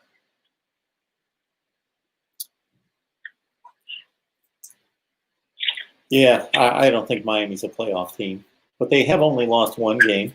But they haven't Hey, really. look, you know what? I like them because if they win by one, they win by one. But at least they win. You know, they got the W. Of course, they should have lost to Clemson, but they should have had a chance to play them again. Well, you know? they should have not maybe lost by 25 points because that's the only really good team they've played. Now they got North Carolina coming up tomorrow, so we'll see how they fare in that game. All right. Oh, I know. That's exciting. What time does that come on? It's a 3:30 game No, I here know. on the East Coast. 2:30? Yeah, 3:30. I can't wait for that. That's 12:30 my time. There you go. What's the best 9 o'clock game when I wake up? George, I'm getting more and more used to making this statement when people ask me questions like that.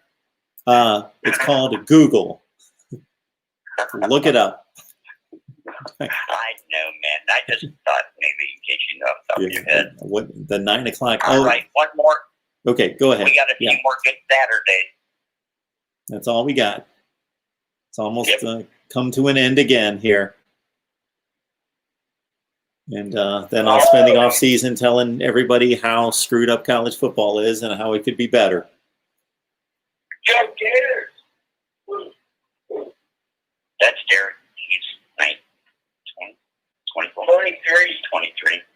Okay. Are we announcing ages tonight? Is that an important thing?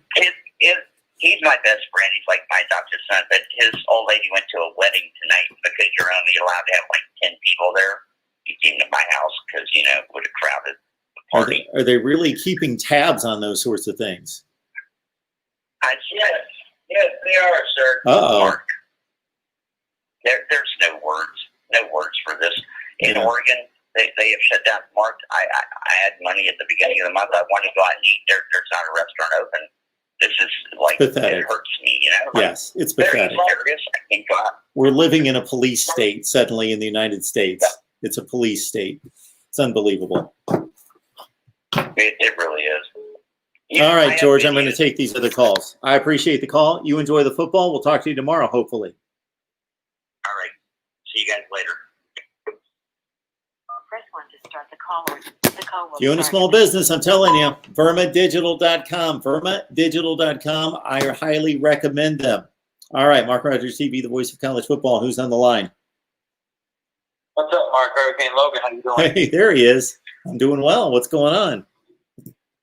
I tell you what, man, I love George to death, but he gives me hope to call in this show drunk and sound better than he does. Yeah, I really don't want to run that contest. Yeah, we won't. We'll leave it alone at that. I mean, my comment. That was just hilarious. Like, I promise you, your chat got a laugh out of that. That was entertaining. That's just typical George right there. He brings it every time. Yeah. I don't know what he's bringing, but he brings it. Oh, yeah, he does. So, tomorrow, Miami, North Carolina. Obviously, if you think otherwise, it's the biggest game of the season for Miami. It really is because I'm sure you could agree with me. I thought Miami was going to lose to Clemson, and that was going to be our one loss. Yep. And we weren't really going to get to the title game because Notre Dame was in the ACC magically this year. Is what it is. But all that adding up to this is a huge game. It's really, really big, and it's a game of offense on offense. You know, and who can play the better defense, so to speak. So it's very exciting, man. I'm pumped up. I'm anxious. I'm nervous. You know, I'm giving North Carolina all their credit. I don't think we're going to go out there and beat their behinds or nothing, but I think we definitely have a chance to win. So I'm right there with you. I've gone on record this week of saying that this is my favorite game of the week. And much like you, I looked at Miami's schedule and thought, okay, if this plays out the way I anticipate, then Miami's better than everybody on their schedule, better than, you know, the run of NC State and Virginia Tech, et cetera, et cetera, et cetera. Not that they're not capable of, and I'm making this statement before the season, not that they're not capable of slipping up in some of those games, but they're superior to this run of teams that they're going to be playing most of the season. And then they're not good enough against Clemson. Now, I thought that they were going to play better against Clemson, but I look at Miami as a top 10 to 15 team, and I look at Clemson as a top 3 or 4 team. And so it didn't surprise me what happened there. So this was the game at the beginning of the season that I thought, okay, this is the game I really want to see, because as Miami was racking up these wins against these inferior teams, I must have said it 100 times. I was like, I can't wait till Miami plays somebody, and it's North Carolina, that's in that same range, that's going to give them a challenge, and it's going to be an interesting game. Exactly. Yeah, and I think it's going to be a huge challenge for our secondary. I think if we can shut down the run game or slow it down, then our defensive ends can help out our secondary with their pass rush. Obviously, Jalen Phillips and Quincy Roche. I mean, probably 2 of the best defensive ends in the country, in my opinion. Yeah. Not even being a Miami. That's just honestly speaking. But I really look forward to the game. I mean, like I said, I'm mixed emotions. I'm so excited. I'm excited to see us come out and just see what we put on the field, what the coaches prep us, what the senior leadership does to prepare the team. It's a lot of emotions in this game. This is nothing like the Clemson game, in my opinion, because I kind of forgot to do the outcome. There's nothing wrong with that, even when you said Miami's not a playoff team. You know, Miami's really not even a New Year's 6 team, because when we were lining up against Virginia Tech, North Carolina State, and even now North Carolina, we have all these questions, and just teams that are ready for the New Year's 6 bowls, the playoffs, the championships. They don't really have questions against teams like these. You might have a couple, but you're going to win it. These, even me as a Miami fan, I'm sitting here saying, I don't know if we're going to win the game, but I hope we do. Yeah, absolutely. And I think that's what separates Miami from even Ohio State. And as a Miami fan, it hurts me to say this, but I mean, Ohio State deserves to be in the playoffs. I know they haven't played much, but when you look at their talent and who they've been the last couple of years, I mean, there's not many other teams that you guys want to throw out, Cincinnati and stuff like that. You put them against a team like Ohio State, and it's not going to be the outcome that Cincinnati fans or Ohio State haters want. And that's just the truth about it. Yeah, I think there's just kind of a difference between who are the best teams in the country versus who have played enough games against good enough teams to show that they're the best teams. Now, if there was a team, let's say Virginia, or no, I'll pick a team in the Big Ten because it's more applicable. Let's say if Rutgers did exactly what Ohio State did this season. They played the same opponents, had the same scores, and Rutgers was sitting here at 5-0. There'd be a lot of people that'd be like, well, that's great that Rutgers has improved that much, and it's too bad that we can't see how they would have played if they would have played all these other games and played a 12-game schedule. But yes, we know Ohio State brings a certain team to the field every week, every season. So it's more believable to be like, okay, well, we wish Ohio State would have played more games, but they are 5-0. And they have pretty much blown everybody out. And they played one decent team, Indiana, and they only won by a touchdown, but they did beat them. And so this is who Ohio State is. And so we're not too surprised or thinking that we are really gifting them with a playoff spot, because they're generally in that top 4 or 5 anyway. Ohio State's been in the top 5 every season there's been a playoff. So they've either made the playoff or just missed it by 1 spot. So, it's not a big stretch to think that they're the same this year. Right. And I think the Indiana win by 7. I mean, like I said, I'm a Hurricane. You guys owe us the championship. You guys stole us one. But I will still sit here and speak logically and say, that game goes into how many games has Ohio State played, how much preparation have they had. You know what I'm saying? Yeah. You got to be fair. You know, you got to be fair. And I really think Ohio State does deserve. I think they're the only ones that can compete in those playoffs with those other teams. I don't think there's any other team out there. Even Florida, you know, their defense it's not on a playoff level. It's not.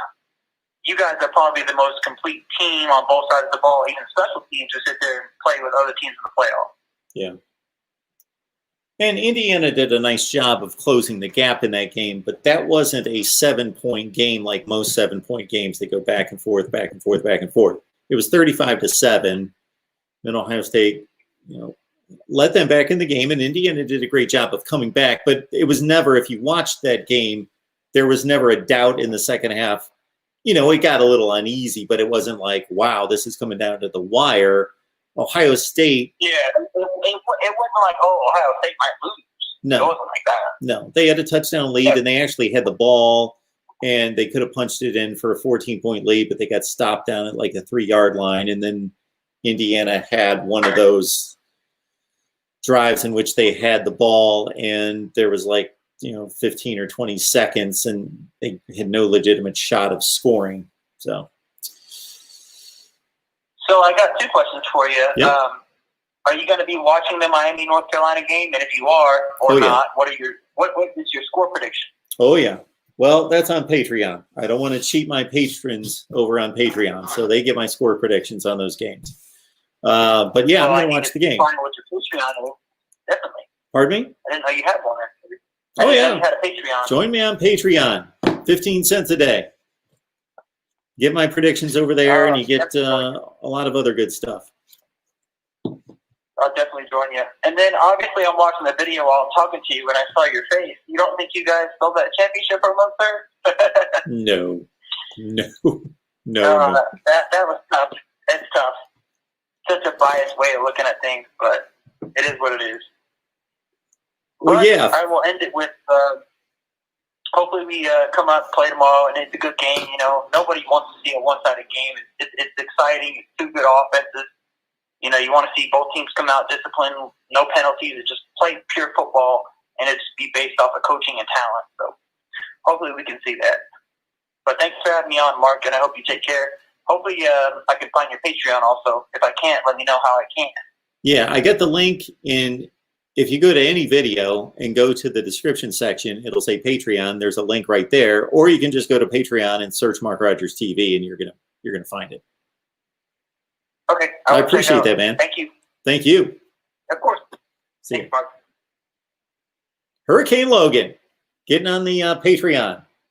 Love to hear it. So on Patreon, you get my picks. You get Steve Merrill from Pro Sports Info. You get his pick of the week every week. We've got exclusive live streams that I want to make sure all our patrons know. Exclusive live streams per request. So you make the request, and we deliver the live stream exclusive to Patreon, where you can jump on, you can talk college football directly with me. Also, we've got exclusive watch parties. We've had 3 this year. Also want to let people know that are on Patreon that don't see as many watch parties as they would like. It's per request. Per request, watch parties, exclusive live streams, my predictions, and Steve Merrill's pick of the week from Pro Sports Info. And also, we're going to do a better job at this. Insider look at Mark Rogers TV, the voice of college football.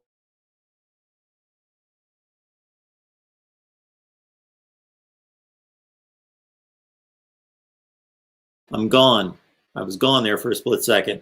I don't know what happened there. I guess. All right.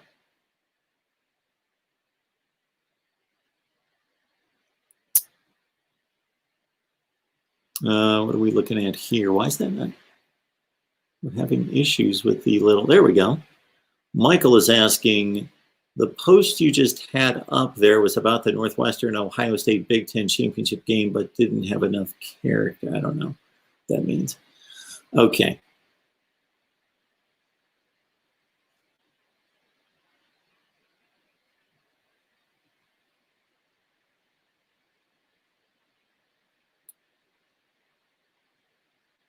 You know, I find it amusing that that people love to jump on this. And of course, Clemson fans jump on it more than anyone. And they have right and reason to brag about it. 31-0 in 2016 against Ohio State. Okay? Yeah. Clemson was much better on that night than Ohio State. I don't believe that they were that much better, and I don't think anyone can really argue this, that it's debatable, because you can bring so many metrics into it to determine that had those teams played again and again and again and again, of course, Clemson would not have won those games by 31 points. But on that particular night, they won 31-0. And the game was more like 17-0 deep into the fourth quarter. They tacked on a couple touchdowns, 31-0. Okay, they blew them out. And that was, by most people's measurements, Ohio State's worst team during this playoff era. From 2014 through 19, that was most likely Ohio State's worst team. That Ohio State team was beating Northwestern by 4. So they had their struggles throughout the season in winning games, and they were good. They were also the youngest team in the country. Yeah, you heard that right. That Ohio State team in 2016 was the youngest team in all of college football, including Group of 5, FBS, all of it, 130 teams. That Ohio State team was the youngest team in college football. MarkRogersTV, the voice of college football. Who's on the line? 28 AD, Mark. How are you? Oh, man, it's been a long time. I'm doing well. How are you? Doing all right. Doing all right. How's everything going? I'm doing well. I'm doing well. We're trying to build a little channel here, doing our best. Yes, congratulations on your on the move there. Yes. I think you made the right move. It's going to be a success for you. I feel it in my heart. Yes, I feel good about the decision. It's a little bit scary, but feels good. Yeah, you'll do fine, Mark. I'm certain you'll do fine. Worldwide leader's a lesser place without you. Oh, yes. Mark, just had a quick question Yep. for you. I listened to one of the podcasts earlier this week with the Ohio State podcast. It was with Hellwagon and Noon and those guys. Sure. And the subject of Iowa State came up. Yeah. And they were kind of critical of Iowa State. Mm-hmm. And I heard another podcast where you were critical of Me Iowa as well. State. Sure. Yes. Sure. And I'm just wondering, so what's the catch on Iowa State? Why is everybody sort of taking shots at them? Well, it's not against Iowa State. It's more or less against the College Football Playoff Committee, ranking them number 7.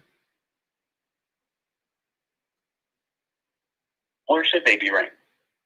Well, I believe I've got them at 15. I'd have to look at my rankings.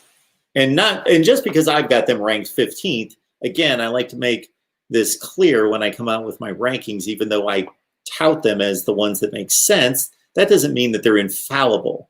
Like, I don't think that Iowa State could be 11 or 12 or, but I believe I have them at 15. Okay. There was a point in the season, I think we're only 1 to 2 weeks removed from this point, in which the committee had Iowa State 13 and they had Oklahoma State 23. Okay, they had the same exact record. They, of course, Oklahoma State beat Iowa State head-to-head, and that's enough for me right there to say, what's going on here? But beyond that, as you well know, especially in this season, in which there's only one non-conference game, deep into the season, they had played a very similar schedule. The schedules were almost identical that they had played. Sure. And Iowa State had one loss outside of the conference by 17 points to a good Louisiana team, but still a group of 5 team at home by 17 points. Oklahoma State's non-conference game was actually, and this is what makes it even more ludicrous, the committee ranks Tulsa. So the committee is even giving Oklahoma State credit for its non-conference win against a top 25 team in Tulsa, but they're somehow ranking Iowa State 10 spots ahead of a team that has the same record that beat them. And that is just to point out, I don't think that the committee has some great bias toward Iowa State. I think that they could be just as inaccurate in ranking Iowa State on the negative side next year. I just think they get into some of these avenues where they box themselves in, and it just doesn't make any sense to me. I just think they're not ranking Iowa State correctly. Okay. Yeah, I look at Iowa State, and I don't think that they're, obviously they're not a superpower or anything, but I think they're a very, very good team. Sure. I think they play very solid football. And I think in terms of their schedule, I'm looking at, I think I have your poll here, actually, where they played, according to your poll, they played number 16 Oklahoma, 22 Texas, 14 Louisiana, and 25 Oklahoma State. Yep. So right now, 40% of the teams they played are ranked in your poll. Okay. So to me, that means they're beating those teams, some of them. But they're playing a bunch of ranked teams. So if we're looking at resume, their resume should be really strong. Much stronger than a Northwestern's resume, or an Iowa's resume, or even an Indiana's resume. Indiana's ranked 8th in your poll. Every win they have is over a two-win team. Their number one accomplishment is that they played Ohio State, trailed by 48, and managed to lose by 7. That's the only thing they've done this year. They have no wins over anybody ranked. They have no wins over anybody that has 3 wins. Yeah, so unfortunately, we've got less games to work with than we typically would. We would be able to judge these teams at this point in the season in a typical year, 11 games for Iowa State, 11 games for Indiana. But now we have less. So I state when I unveil my rankings every week that starting with the first week of the season, we have to make a lot of assumptions.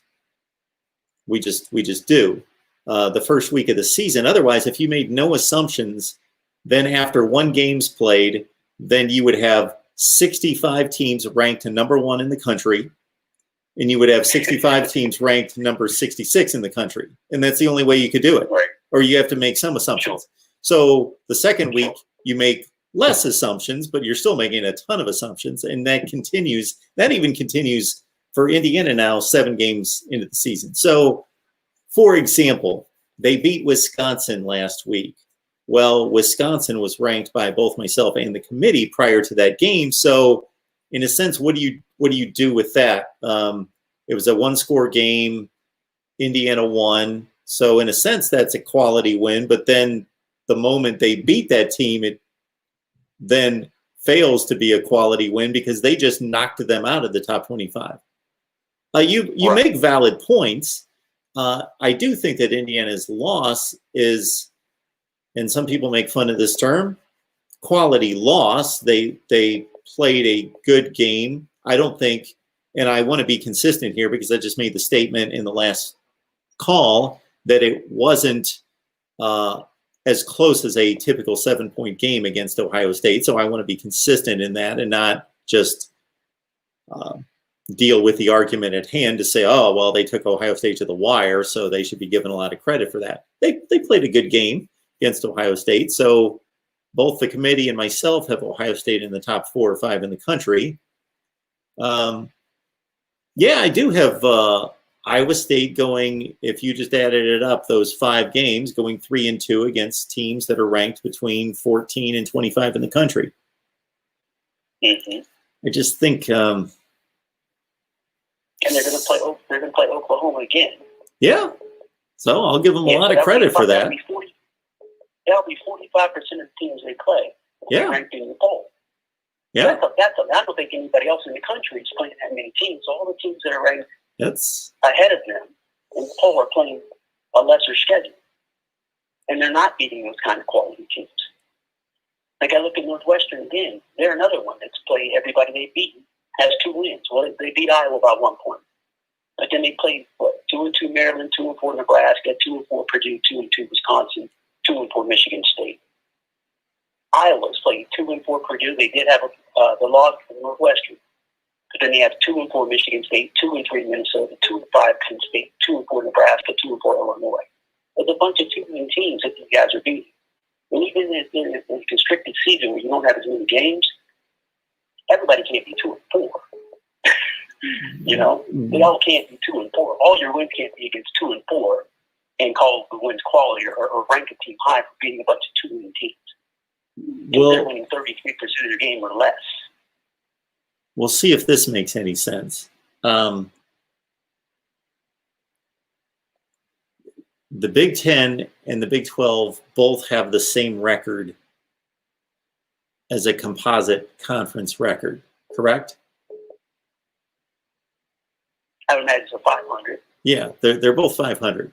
So the Big Ten records look bad, but they're the same as every other conference in the country. They're just distributed in a way that makes it look bad because they haven't played that many games. So if they played more games, then other teams would separate themselves to the top and to the bottom. But right now, they're all muddled except for basically 3 teams. Ohio State, Indiana, and Northwestern have good records. Iowa's 5-2. But basically, 3 teams have really good records, and everybody else is just beating each other. So there's also no 0-6. You know, Penn State would be the closest thing. There's not a lot of those teams either, but nobody cares about that. Nobody looks at that. Everybody just sees a lot of 2- and 3-win teams in the Big Ten, which, of course, they've played a lot less games. So, yeah, I don't know, Mark. I think there's the fact that there's so many 2-win teams, and there isn't a quality win really on Indiana's schedule. And I think that the number one accomplishment they have is that they played Ohio State close. Otherwise, I don't see what they've done this year, especially because Hellwagon was sort of focused on it at Iowa State's loss to Louisiana. sure. But Iowa State also has a win over a ranked Oklahoma. They have a win over ranked Texas. They have, they played some teams this year too. So I think that's more than what Indiana's done. Yeah, so I got to think, well, I'm trying to think. I don't have the Big 10 standings or the Big 12 standings in front of me, but of course, Kansas is awful. They're 0 and whatever. Yeah, they're terrible. Who else is down there? Texas Tech. Texas Tech is down this year. But TCU is unranked, and TCU is 5-4. Yeah. Which, again, is as many wins as anybody on Indiana's schedule has. But even as many wins as Ohio State has. Well, we can't really be talking wins. We got to talk more winning percentage, because you can't be comparing teams that have played 9 or 10 games versus teams that have played 5 and 6 games, and talk about how many wins they have. Well, there's only 3 teams on Indiana's schedule that have 500 or better out of 7. I think that percentage will probably be a little higher in the Big 12, because West Virginia's above 500, TCU's above 500. They're both on that schedule. And then, of course, you have Oklahoma, Texas, Oklahoma, Texas, Oklahoma State, and Louisiana all being on the schedule. They're all above 500. I think for a second here, we need to focus a little more on Indiana than Iowa State for a second, because basically Iowa State's played a very true schedule. They're going to wind up playing everybody in the conference, correct? They haven't missed any games, or did they? Right. I don't think they did. Their schedule's complete. They completed the 10-game schedule. Yes. So they're going to play everybody and then remove themselves, obviously. So they're going to finish, 7-2 in the Big 12? Yep, 7-2 in the conference. 7-2 in the conference. So they're playing an under 500 conference schedule by definition, right? If the conference is 500 and you take them out of it at 7-2, they're playing teams that are 5 games under 500 in the conference. Okay. Indiana, obviously, we need to really focus on their schedule, because that's why I said we need to focus more on Indiana, because theirs is more haphazard, because they've only played 6 games against a 14-team league. So they've missed all these games. And so they played Ohio State, who's really good. Okay, aside from that, they got now 6 wins. against Wisconsin, who's 500. Against, oh my goodness, I'd have to go through it. Do you have it in front of you? It's 500. I've got it right here. Okay, here we go. Add up the games under or over 500 for Indiana's schedule in the Big Ten. Let's see, 3 and 3 is 6 and 4 is 10. There are 5 games under 500.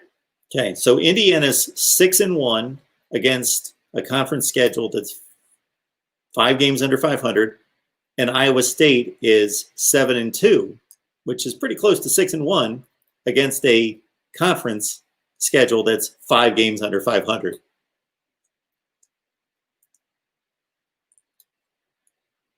Do you think the teams that Iowa State is beating are better than the teams that Indiana is beating?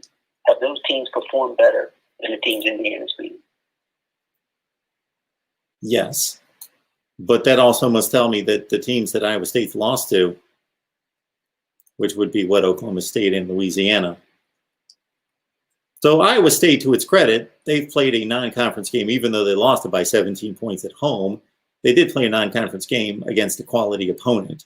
So that factors into their 2-loss season. Yes. But I still just basically laid out for you that we've got a 7-2 team and a 6-1 team that both played conference schedules that are 5 games under 500. Yeah, I guess by definition, the number of games you play and being in your conference is going to take you there. Sure.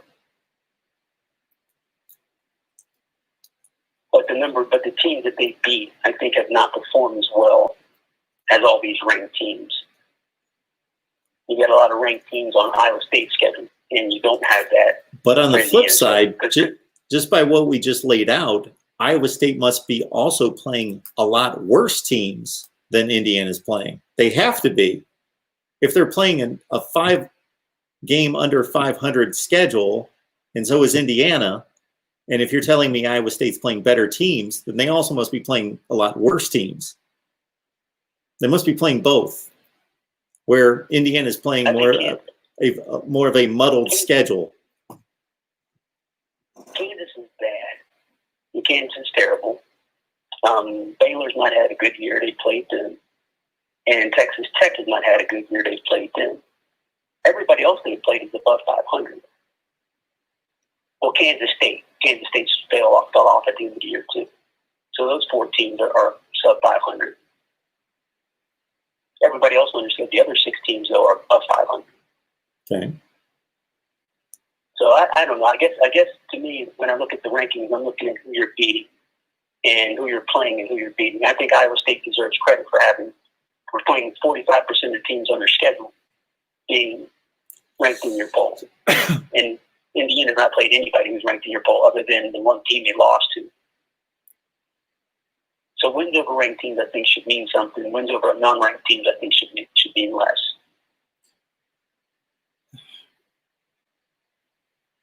Well, I'll put it another way, that if we're coming to the same conclusion about how good the schedules are, at least as best we can objectively, we can say all we want about we think Oklahoma State's really good and Michigan State's horrible or whatever, but we just laid out that they both played schedules that are 5 games under 500 within their league, that it must be that Iowa State has played roughly 4 or 5 teams, 4 in the league that are roughly top 25 teams. And then they played a bunch of like number 80 teams or several, where Indiana played more like a bunch of top 40 to 50 teams. Top 40 to 50 when you're 2-4 and 2-5? Well, they must be, because it all adds up to the same. It all adds up to the same record.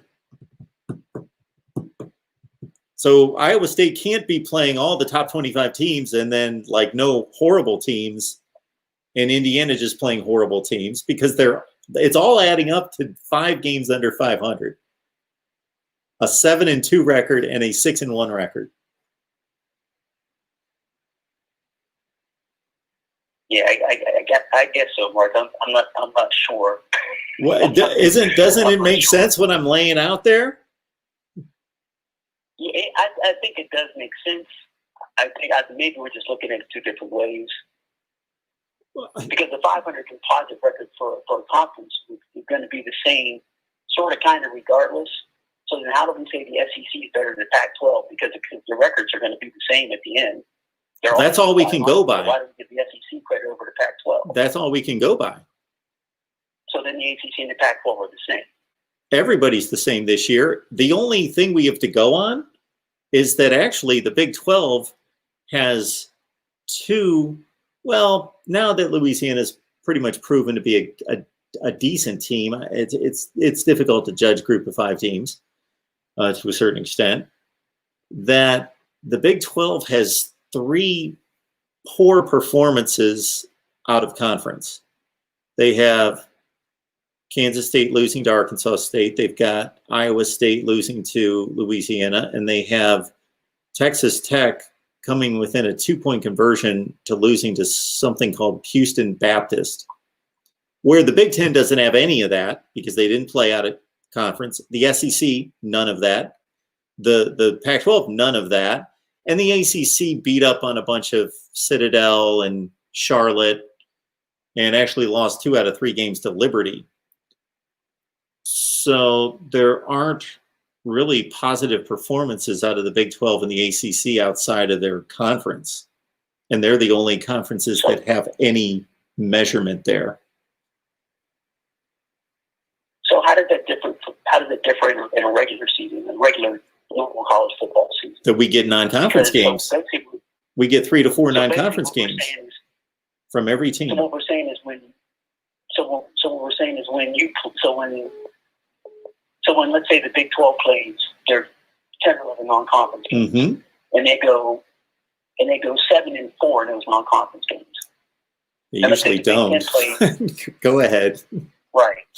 And let's say the Big 10 goes 6-6 in their non-conference games.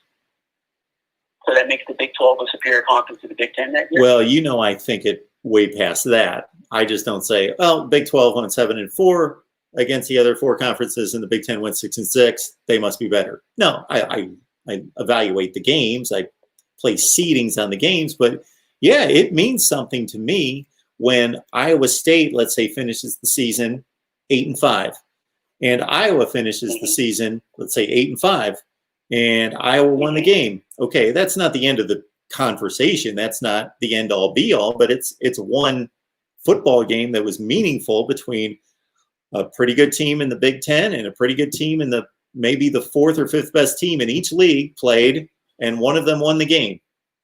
We don't have that this year. We don't have that to go on.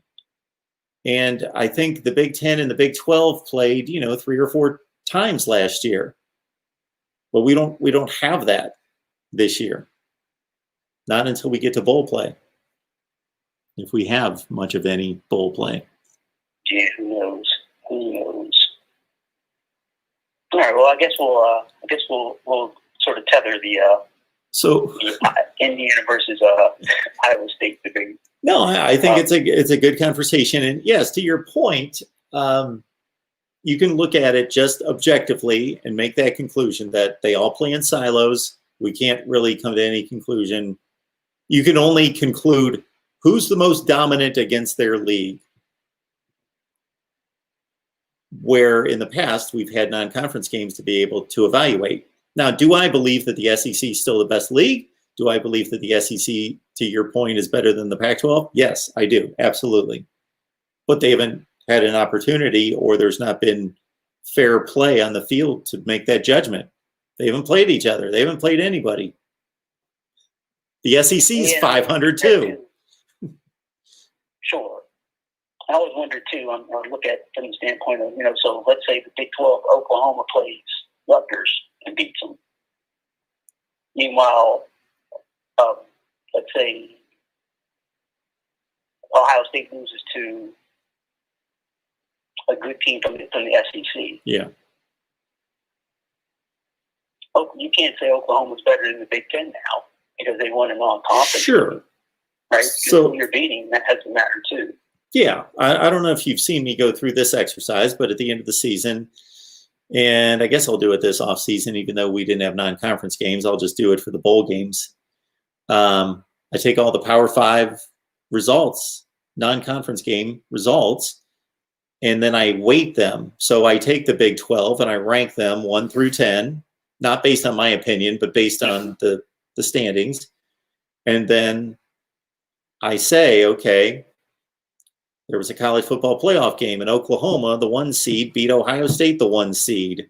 So I give a point value to that, which is based on, I come up with a whole mathematical formula. So let's say 20 points goes to the Big 12 and a negative 20 goes to the Big 10.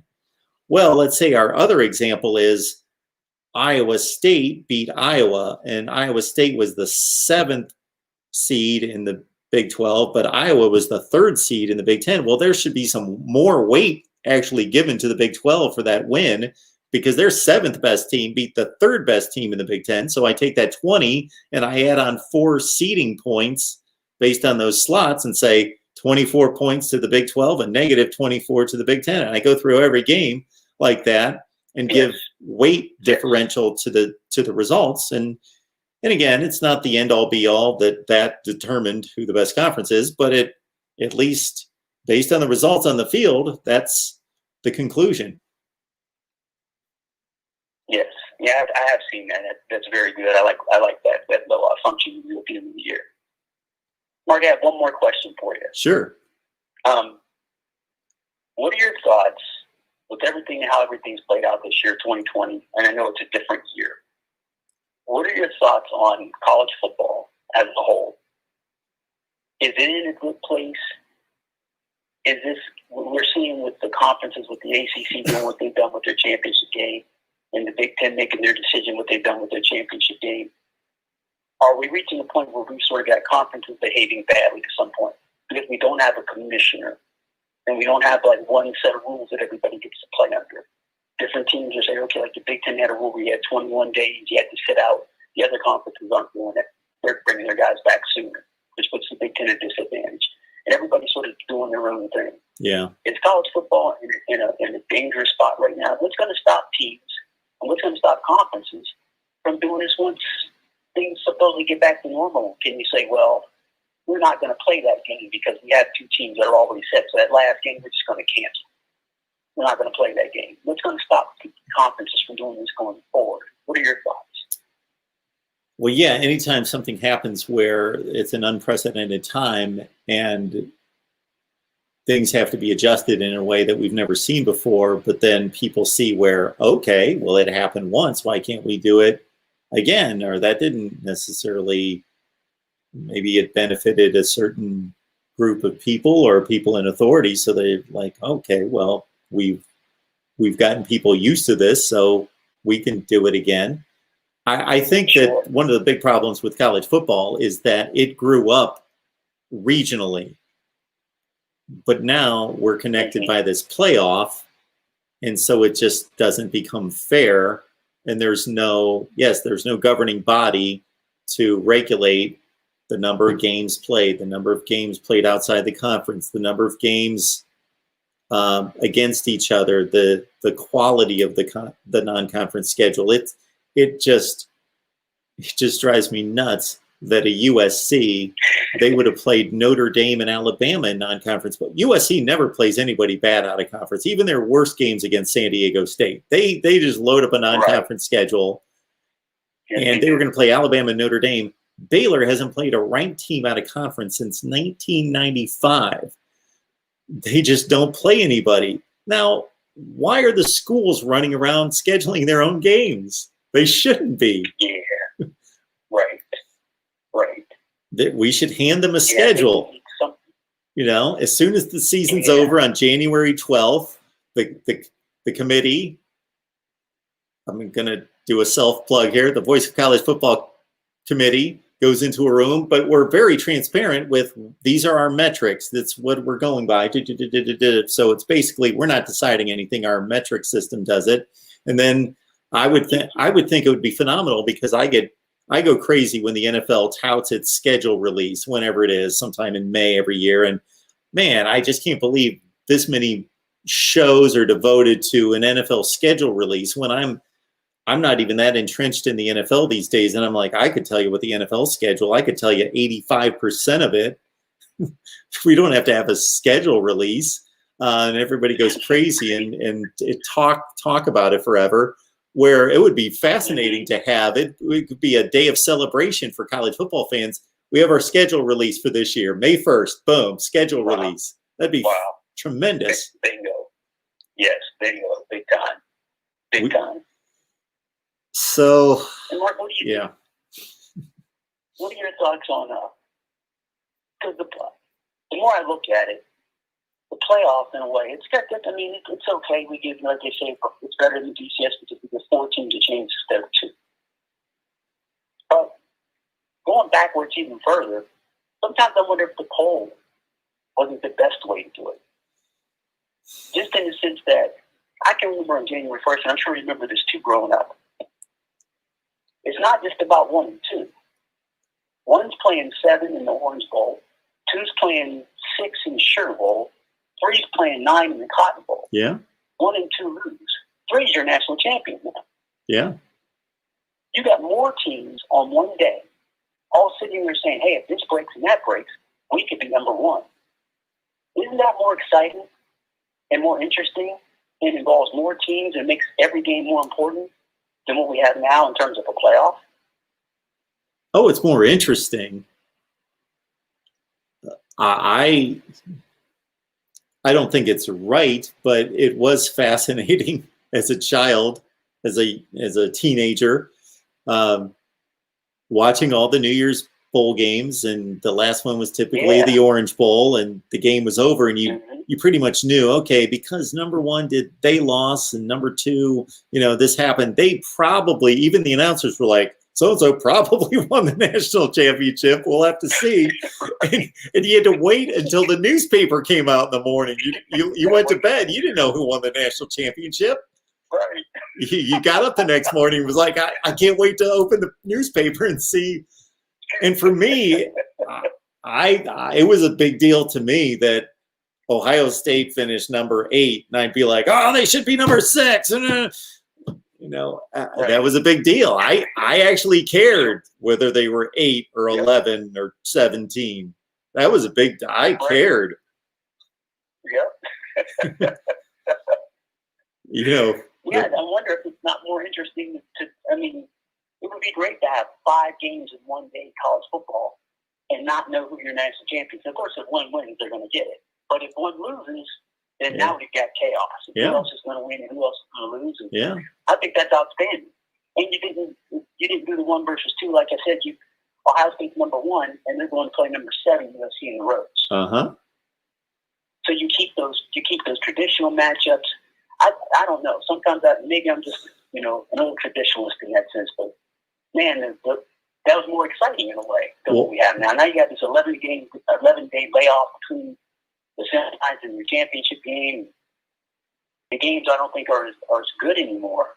Well, you got a lot of lopsided games. It sounds ridiculous on the surface, but I've said several times that this system is more of a farce than that system. And people are like, are you kidding me? Just people voting on the national champion? I said, at least it was what it was. It didn't pretend to be anything beyond what it was. It was, yes, we're voting on the national championship. We're going to vote. And at least it didn't pretend to be something that it wasn't. Right. This isn't a playoff system. It's an invitational. You have to be invited to come to play in the 2 playoff games. It's not a playoff. A playoff's an objective set of rules that determine who goes to the playoffs. That's a playoff. Right. Yeah, it doesn't make a difference what your name is or how much money you make or what your TV ratings do or any of that. If you're the Buffalo Bills and you win 10-6 and you win your division in the playoffs. Yeah. I love throwing this at people when they're defending the playoff system. And I say, what is the one thing that you can do to guarantee you will make the playoff? And nobody ever gets it right, because I say, what is the one thing? You would think it would be obvious. What do you have to do to make the playoff? And they finally get to the point where they say, win or win your conference, or then realize that that's not the answer. And then they say, well, just win all your games. If you win all your games, you're undefeated. No. If every Power 5 champion goes undefeated, one of them is going to be left out of the playoff. So you can't even guarantee a Power 5 conference champion that's undefeated, 14-0, that they're going to go to the playoff. That doesn't even guarantee it. Nothing guarantees it. No, there isn't anything. Well, your skeptics would say win the SEC. Yeah, sure. That's true. Yeah. But that's just because of the climate. That's not an actual rule. That's more like the preference of the. Yeah. And that's the movement, sort of. But you're right, though. There is no 100 lock. You do this, you're in. You don't have that. Yes. Still think we need to come up with a commissioner. Do you think college football needs a commissioner or some lead body over top of it? Sure, they do. Yeah, I believe so. To standardize everything we're talking about. Yes, make things a lot simpler, I think, and there's not as much variance and people doing their own thing. And yeah, I'd like to see that happen at some point. Do you think we will get that at some point? Not anytime soon. I don't believe it. Yeah, it's almost kind of hard to see the conferences who have control giving up that control to somebody else. And so, well, that's all I had, Mark. I just wanted to chat with you a little bit about Iowa State, and good luck the rest of the season, man. I hope everything works out for you and your squad, and we'll see how things turn out the rest of the way. I always appreciate the conversation. Hope all is going well. Thanks for the call. Always. Thanks a lot, Mark. We'll chat in a little bit. Thank you, sir. 28 AD 28 in, of course, honor of Adrian Peterson all day. All right, everyone. Appreciate your contribution here. Please smash the like button. At least do that for us. Leave your comments to any of the videos, and I will get to as many as possible, which reminds me I didn't get to the top 25 that actually makes sense, and I promised. Got to do my predictions tonight for the folks on Patreon, and take Hurricane Logan's lead there. Join us on Patreon. It's $5, not 15, $5 a month, 15 cents a day. That's what the math works out to, 16 cents a day possibly. Insider look at the voice of college football, my predictions, Steve Merrill's pick of the week, and exclusive live streams and watch parties. Good stuff on Patreon. And a lot of people on there just say, Mark, just throwing you $5 a month just to help build the channel. And want to let everyone know that these live streams will continue based on your individual contributions and also based on us getting sponsorships. And with that in mind, thank you so much for whoever kicked in there. Appreciate that. Oh, as soon as I saw the green pop up, Chuck C., I was almost assured it was you. Thank you so much for the contribution, Chuck C. You were very kind. Got to get the read in here. You're the hardest working guy in showbiz, Mark. Fun to catch a few minutes of the chat to get ready for Saturday. Go Canes. Appreciate that, Chuck C. Also, again, if you've got a small business, and Chuck C., enjoy the college football on Saturday. Hope to see you back here tomorrow. That if you own a small business, I got to tell you that I've had 3 conversations with the folks at Verma Digital, and they are some fine folks. So what they can do for you basically as a small business owner is that everything happens online. And especially in this day and age with what's going on because of COVID, everything's going on online, and you need to know what you're doing because it's not good enough, as I've learned here on YouTube, because I banged my head against the brick wall and in some ways still do to get views and viewers and subscribers. But there's just a billion other people out there. So people aren't just going to automatically watch you or buy your product or listen to you because you jump online and just say, hey, I'm throwing a video out there. I'm throwing a post out there. It's really good. Watch it or read this or take part in my business. Nope. You need some help. There are 2.6 billion people on Facebook. Facebook alone. Verma Digital, they are focusing their efforts for the next year on small business owners and helping you generate traffic to your online space. They use Google AdWords and Facebook ads, and they will go with a full-fledged marketing agency approach to what you need. Verma Digital promises to work hand in hand with you, the small business owner, to bring attention to your business online. Don't let your competition trample you. You get a free consultation. Just go to vermadigital.com. You get a free consultation. And then any services past that, use my name, Mark, M-A-R-K, get 10% off. What a deal. Join me on Patreon as well. Got to get that going. And if you know anything about bringing sponsorship to what we do here at Mark Rogers TV, the voice of college football, whether that be to the Ohio State show, Nebraska, Florida State, Miami, or listen to this, college football fan, you're a Florida fan. You want a Florida show.